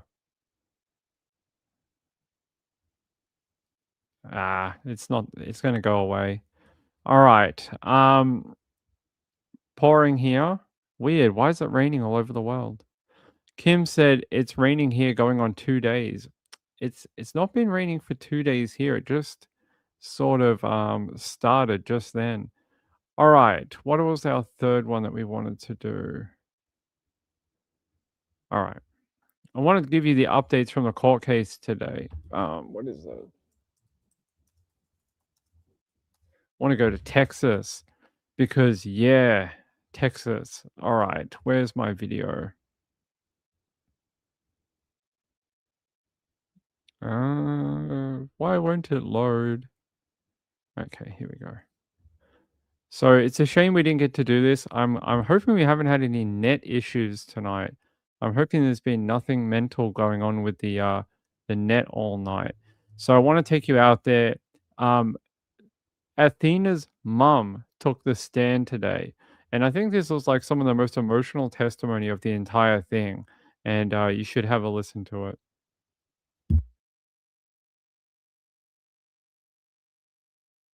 Difficult testimony today from the mother of the little girl killed by a FedEx driver. Athena Strand's mom looked at her daughter's killer in the eye as she recounted how she learned about her daughter's death. She wore pink. That's Athena's favorite color on the stand in Tanner Horner's punishment trial. Jurors also saw some of Athena's final moments today. Her mother did as well, and she testified how tough that was to watch. Fox 4's Peyton Yeager was at court again today. Peyton. Stephen, Heather, and Athena Strand's mother walked the courtroom through her pain, describing excruciating moments in her life, including when she had to drive from Oklahoma to Wise County when she learned Athena went missing, to the moment the sheriff told her Athena had been murdered, to the moment she went to the funeral home. Athena's mother also delivered a message to Tanner Horner. She looked straight at him. Take a look. Tanner Horner watched Athena Strand's mother testify. I had to cover up handprint bruises around my daughter's neck. And because she no longer has a voice. Because Wednesday was Maitland Gandy's turn to be heard. She had a life and she wanted to live. And no one can take that from her. Gandy, dressed in her daughter's favorite color, lives in Oklahoma. Her 7-year-old daughter, Athena, disappeared while staying at her dad's Wise County home in November 2022. Horner, a former FedEx driver, kidnapped and killed Athena while delivering a package. The 7-year-old's body was dumped in a section of the Trinity River. Athena's jeans, socks, and underwear found behind the shed Horner lived in. Video from inside Horner's FedEx truck shows the little girl being strangled. The footage not played in court, only privately to jurors. Athena's mother says she could only bear to watch maybe a minute or two. I'm very sorry to all of the innocent people that do have to watch that. I'm so sorry. Gandy looking at the jury, who will decide if Horner is sentenced to death or life in prison. How much she is loved. While Horner looked at her. I want to know where her shirt is. Because maybe he could give me that much grace. I highly doubt that he cared enough to pay attention to when my daughter took her last breath.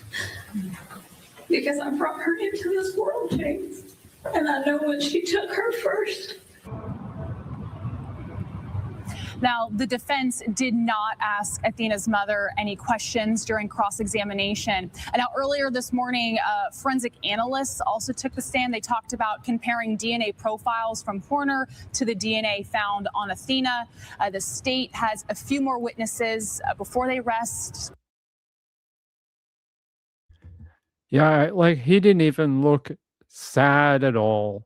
I didn't see any remorse.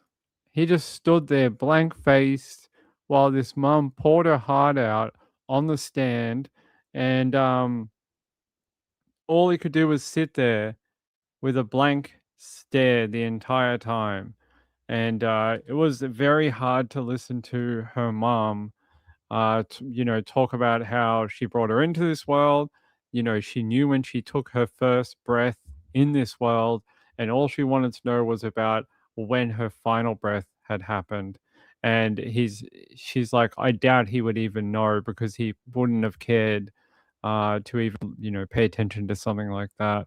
He is a awful human being. His whole mental instability act about zero, like I told you yesterday, that is just a personal descriptor for who he is. It is not a real other of his mental state. He is a zero, and for life he will be a zero. And when he is in jail, he'll be a zero, and forever he'll be known as a zero, because that is all he is worth. He is an awful human being. I really don't think this jury should save him. Why should they? I don't see why they should save him from the DP. Why should they? After everything he's put everyone through, all the diverting, not telling the truth, making up lies, making up explanations that are not based in reality. I just don't understand how you could try and claim you should save my life now. I don't see why you should have to. I don't see why anyone, even the jury, should give him a moment of time. It's not, I just don't think it's something that should be considered. All right. An enlarged one for the jury to see. Gandy says the image was taken 4 days before Athena was murdered. She says Athena loved to dress up. She loved to be outdoors, especially watching and helping her dad with chores around the house. Now, Gandy recalled the last time she saw Athena when she drove her to their usual drop-off point, Sunday, November 27th of 2022. So Athena could go with her father, who lives in Wise County.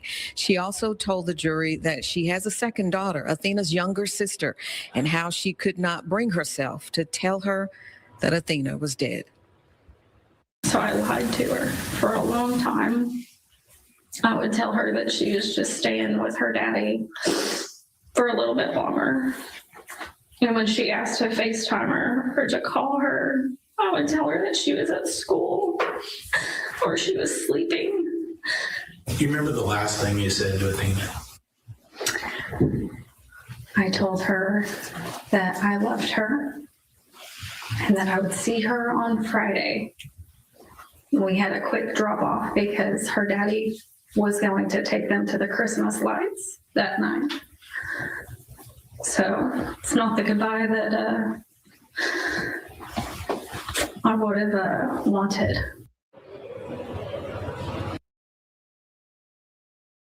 Look at his dumb face right there. That's the face that he gave to that mother throughout court.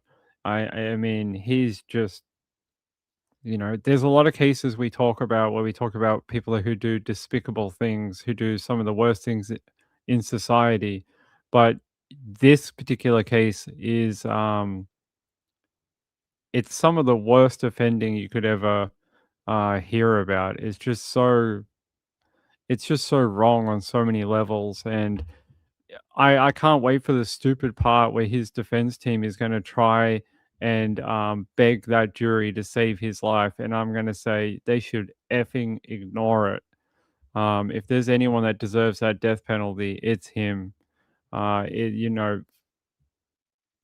There's nothing you could ever say to me if I was on that jury that could ever tell me that you could rehabilitate this guy or that he deserves a second more on this earth. And I would not ever give him a second thought if I was on that jury. I'd just be like, what did you ask me? Death penalty or no? Oh, I'll just tick yes. I'd be like, done. I'd be like, get out of here. I have no qualms in it. Do these type of crimes, hurt children, you can go. You can go. I just no guilt, no nothing. Get out. It's so sick of it. Carolina said he's the worst of the worst. Exactly. There's nothing redeeming about him at all. Nothing. There's just nothing. There's not even one grain of anything that you can pick up from this guy that's a redeeming quality. There's something that you could be like, okay, maybe he could give the world something. There's nothing. He is worse than dirt. There is just nothing there.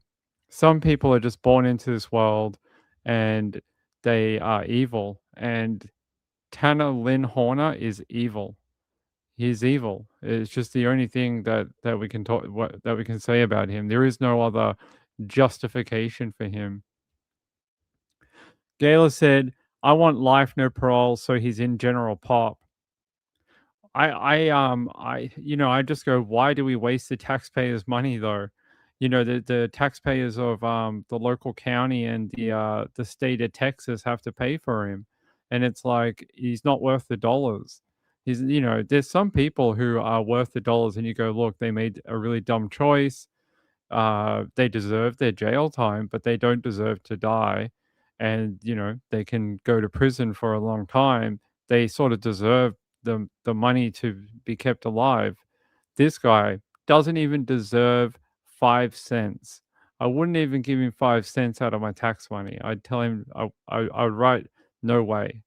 And I'm sure there's a lot of people in the county and the wider area that feel the same, that he's not worth the tax dollars. And yeah, he's not worth, what is it, like $86,000 a year to keep him alive in prison, and you have to keep him alive for the next 50 years. No, thank you. It's like millions of dollars. No, thank you.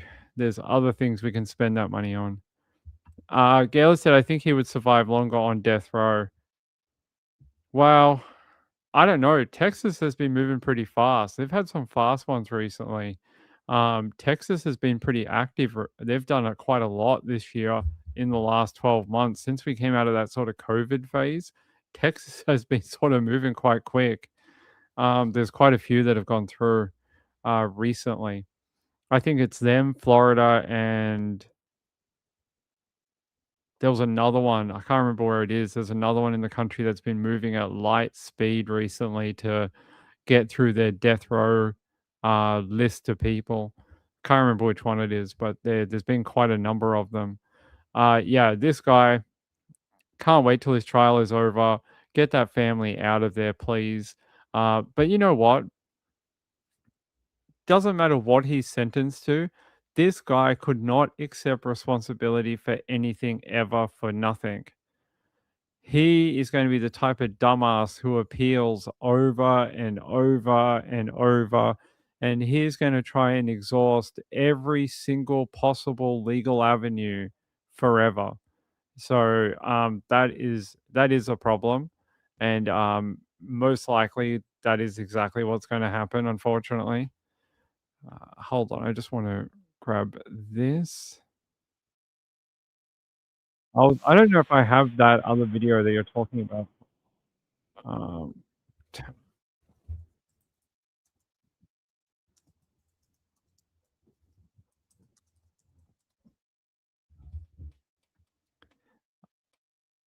Yeah, the alter ego video. Yeah, hold on, I'm trying to find it, guys. Oh, let me pause this. Let me try and find that Zero video.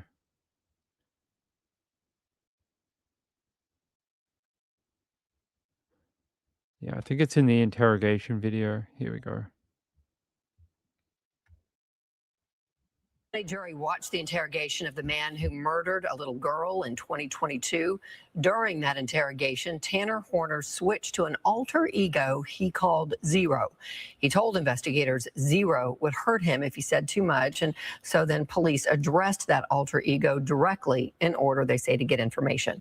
Testimony also included the search for Athena Strand's body. Fox 4's Peyton Yeager has more from today's proceedings and joins us now. Peyton.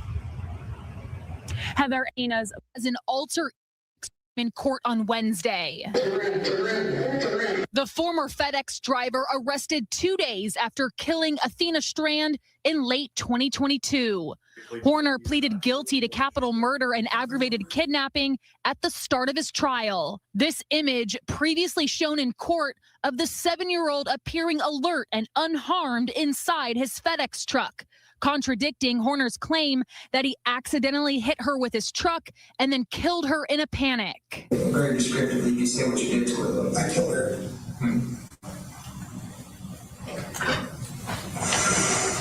But investigators say getting additional information from Horner, including the location of Strand's body, was difficult. I played his game and I spoke to Zero. The lead investigator for the Texas Rangers on this case testified Horner had a second personality named Zero. The sergeant says when he addressed the alter ego directly, more details would be revealed. Zero told them where her body was. Footage of the search shown to the jury. Zero, tell me where she's at. His physical demeanor changes. His head goes into a sideways motion. His eyes roll into the back of the head, and he pretends to turn into Zero. Horner eventually took Rangers to a section of the Trinity River. Athena's body was found in the water 13 miles from her home. During the trip back to jail, the alter ego Zero said he'd been with Horner for 6 to 8 months, blaming a medication. He said Zero had to take over in order to get rid of Athena. Ah, so many swear words. Just shut the F up. Shut the F up. You and your, oh, my medication caused me to have zero, my alter. You want to watch a real thing about real alters? There's a new documentary that came out in Australia about a girl who was abused by her father over 300 times.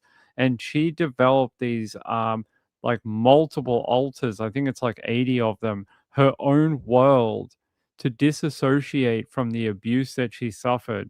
That is a real person that has real alters, because she did it as a survival mechanism. This guy is just so full of shit. It's not even funny.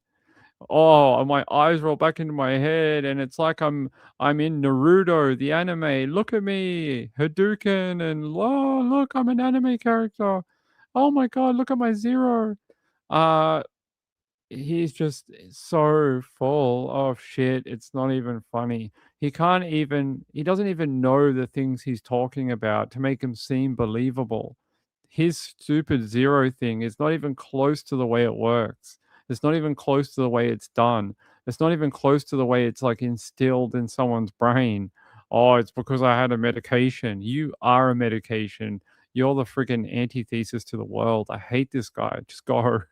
He's just so full of crap. It drives me insane. I would pick a better name. No, it's a perfect name. Like I said, it's a descriptor for who he is. Zero, because he is zero. He's less than. He's not worth anything. He's below worthiness of anything. Him and his freaking zero. Someone should zero him in the freaking asshole in prison. Yeah.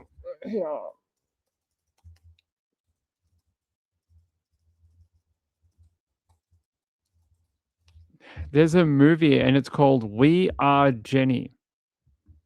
You should watch it. It's an Australian documentary.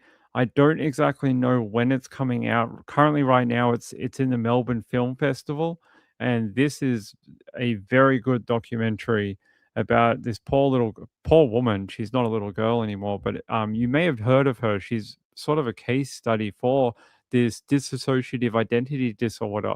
But they're currently showing this film about her, and it talks all about her 2,500 alternate personalities that she has. And I think, if I remember correctly, the way she described it is that basically part of herself would splinter off each time this abuse would happen to her. And it was a way of her brain sort of surviving the abuse that her father was doing to her. And it was almost a way of like encapsulating it and separating it,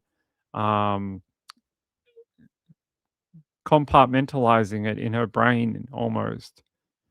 Yeah, it's a really good documentary. You should watch it. This is someone who really does have alters, not like Zero, not like that guy. This lady has the real thing, and it wasn't brought on by some random medication that this guy was taking. She had it because she went through something that almost destroyed her mentally, spiritually, internally, and this was her way of coping with it. It was a coping mechanism, and it was the first time, I think, in a court anywhere in the world that they had to bring the alters up to give evidence, because each one of these sort of alters are the people who lived through the abuse.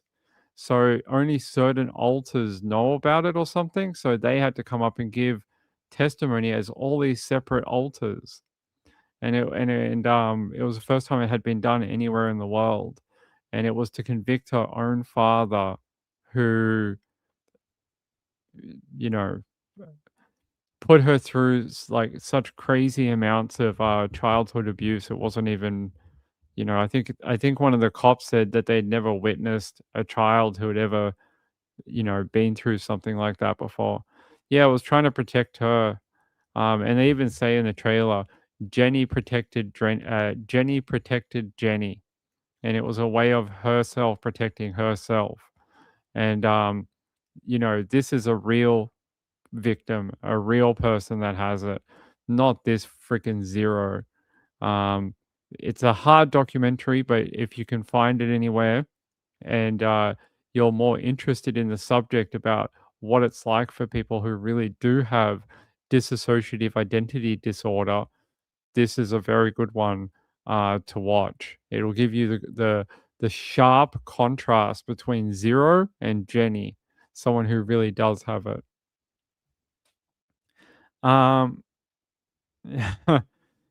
Espion said, I keep hearing Forrest Gump Day Jenny. Yeah. But hey, good trailer.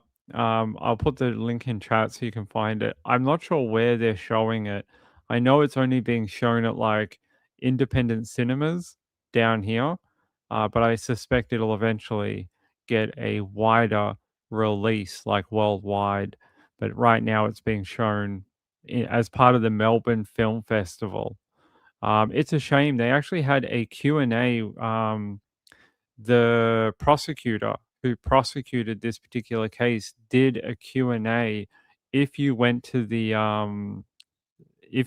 film festival and bought a ticket, at the end, the prosecutor was there and was doing a Q&A with the audience. I wish I'd known about it at the time because I would have gone, but I found out after the fact that it happened. So Gaylor said we have small place that shows films like that. Same with this one. This one's Lido. There's more. There's the Palais. There's a few others, and they only show these type of like small documentaries, art house, that type of thing. Although they're showing Project Hail Mary, there you go. But they're doing the Melbourne Film Festival, so that's what We Are Jenny. I don't know when that's coming out in America. Let me have a look.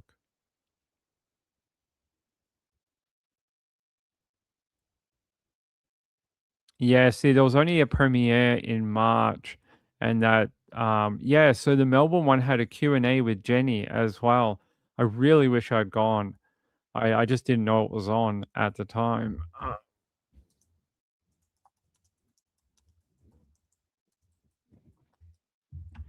I have a bad feeling it's not going to get a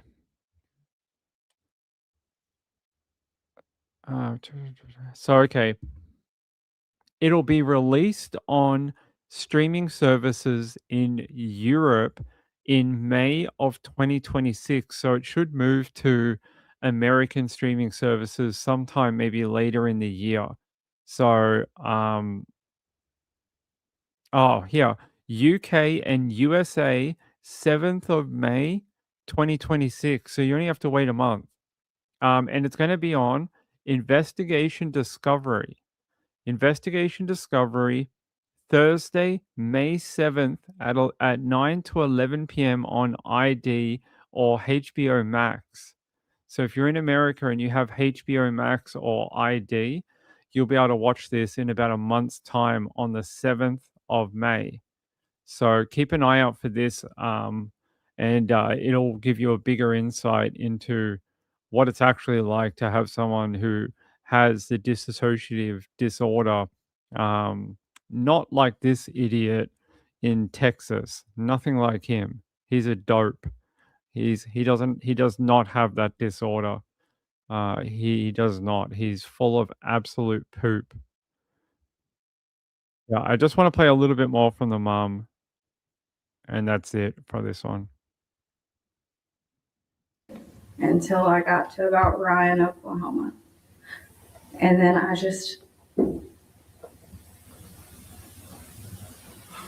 it felt like I was dying. I couldn't breathe, but I knew I had to keep going. I almost tapped the brakes because I thought I was having a heart attack. But I just told myself that if I kept going, it would be okay and I would find her. So long as mama can get there, it's gonna be okay. Yeah. You get there, Dana's still missing. Yeah. What do you do in that time period between when she's missing and when we, evidently find out what happened? What do you do during that time period? When I got there, an officer asked me who I was. I told him I was Athena's mom.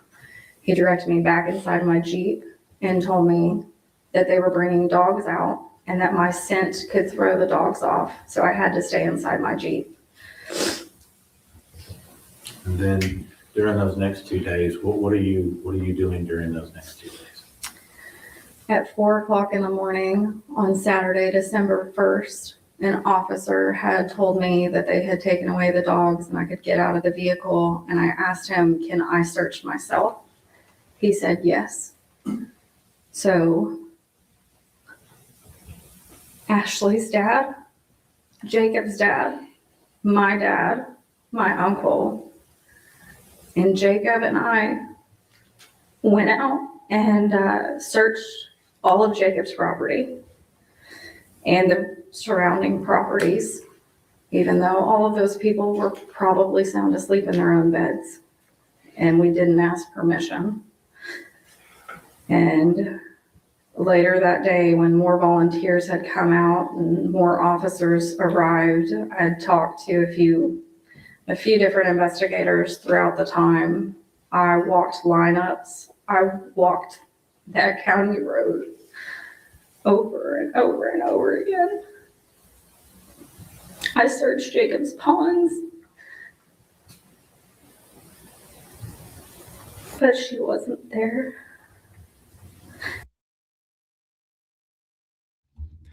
It's terrible. You hear like of that 4 a.m. in the morning, and her first instinct was to get out of that car, even at 4 a.m. in the morning, and go search for her daughter, whether she had permission or not. And oftentimes we talk about reactions to missing people, missing children, and that is sort of the reaction that we all would expect. And that sometimes when we see these crimes happen and you don't get that sort of reaction from people, that's why a lot of people throw up these red flags about family members and stuff like that, because a mom is never going to stop until she finds her child, no matter the time of day or night. She's going to keep going, and that's what this mom did. She just wanted to get out of that car and search the bushland until she could try and find her kid.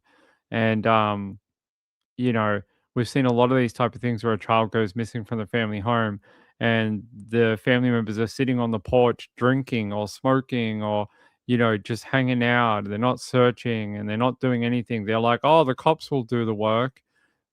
That's why we throw up these red flags and we're like, that doesn't seem right. A family wouldn't do this. If it was their kid missing, they wouldn't just stand around doing nothing. And that pure, honest testimony from her is like the response that we're all looking for in these missing children cases. And it's because that's what a mom would do to try and find their kid. And she displayed it here in this bit of her testimony.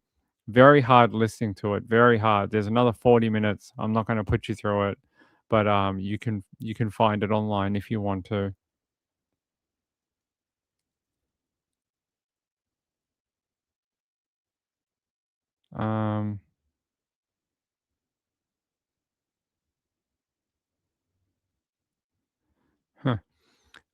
Yeah, so let's have a look.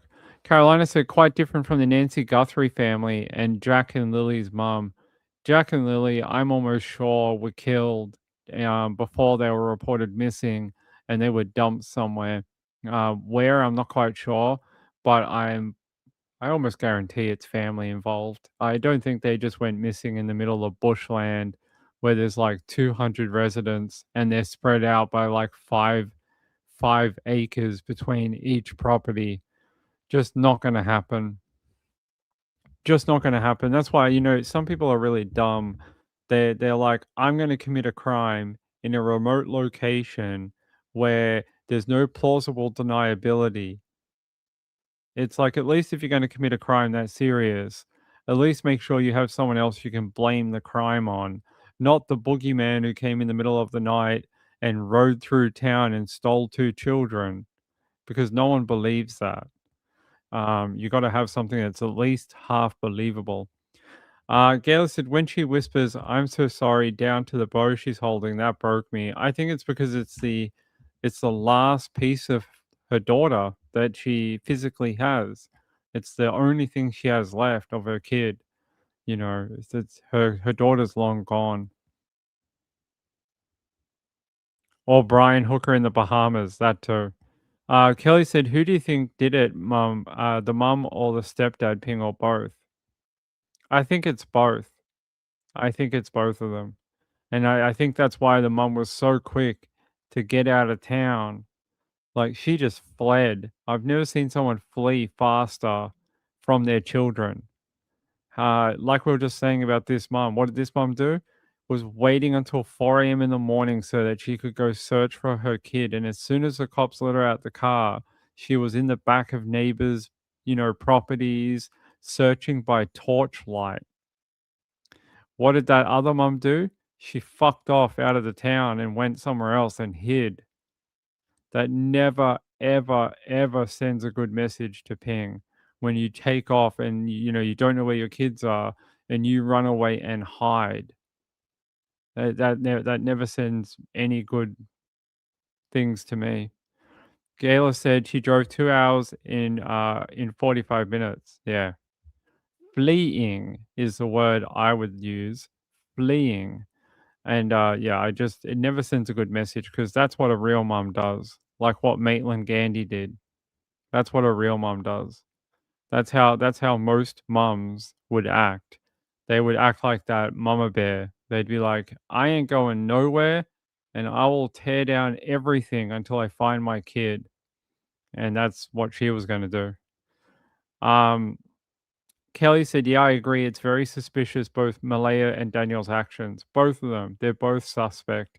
It may be that it's one or the other, but right now they're both giving off flags that it's both of them. Gayla said, drove like a German down the Autobahn. Yeah. It's, the fact that they gave up so easily, both of them, and were like, hey, don't know where my kids are, but I'm gonna take off. And the other guy's like, I'm gonna go over here and I'll come back once a month and maybe have a look around or something. It just doesn't sound right. And I think we pick up on those little things very easily, especially people who watch true crime. We pick up on these little things, these behavioral patterns, these small little glimpses into these people, and we're like, something's not quite right. Carolina said, my son is 26. I'd go to the ends of the earth. 26. And these children were like under the age of 10. And then the mum and the dad are just like, oh, whatever. Oh, they're missing? Oh, wow. That's weird. Maybe they'll come back. Like, it's almost like they just didn't care. Maybe because they already know the answer. Kelly said, I lean towards he did it, she knows, and that's why she was okay to flee like she did. I'm not sure who's the majority here, but I just think they're both very suspect. Kelly said, like she knows what happened and was involved in some way. Yeah, I'm not 100% sure on who did what. I just think they both are aware of what happened to the children. I don't know who killed them or who whatever. I just think they both have knowledge of it. Gail said, my daughter's 28, my son's 24, and no matter where or when, I will be there. Not like these people, not like the people for Jack and Lily. Jack and Lily are still out there somewhere, and it's like the mom and the dad just don't care. They just don't give a stuff. They don't go back, they don't visit, they don't look for them, they don't sort of organize anything to try and find them. Normally when people don't do that, it's because they know where they are and they don't want them to be found.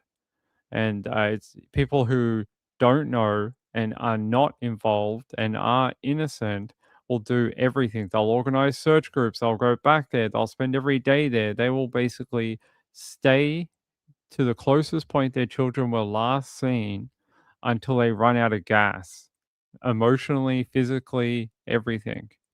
Not like these two.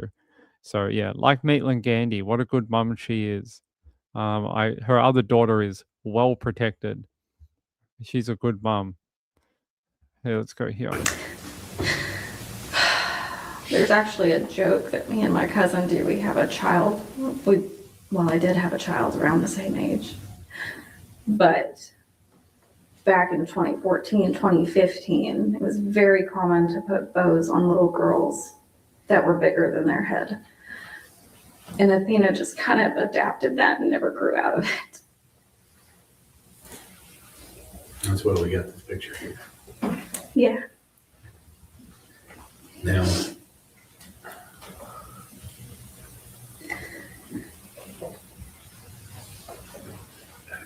do you have another daughter? I do. And what's the age difference between your other daughter and Athena? 4 years and 7 months. Now, I've asked 4 of witnesses to describe for me their favorite picture of your younger daughter and Athena. Do you have one?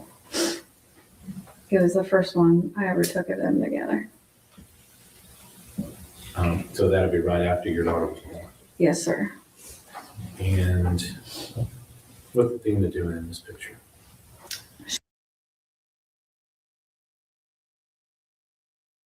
Anyway, I just wanted to leave it there. I just wanted to play that bit about the bows because it is such a sweet memory of that little girl. So I'm going to leave it on that.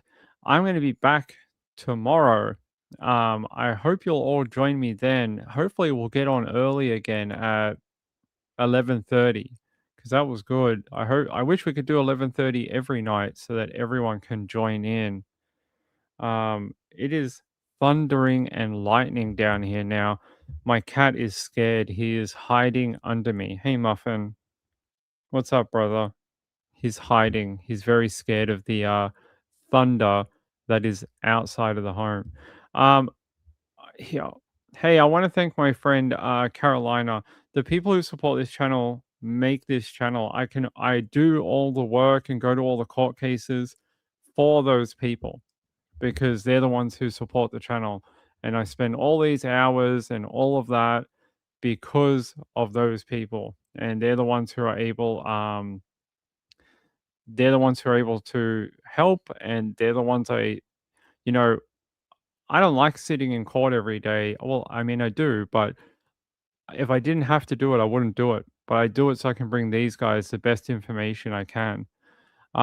Kathy, hey, my friend. Oh, you're not feeling well? I hope you get better, my friend. I hope you feel better.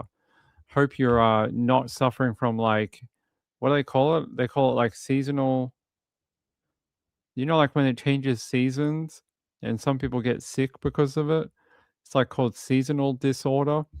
I hope you don't have that because it's shifting into from winter and spring to summer. Hope you're not having that.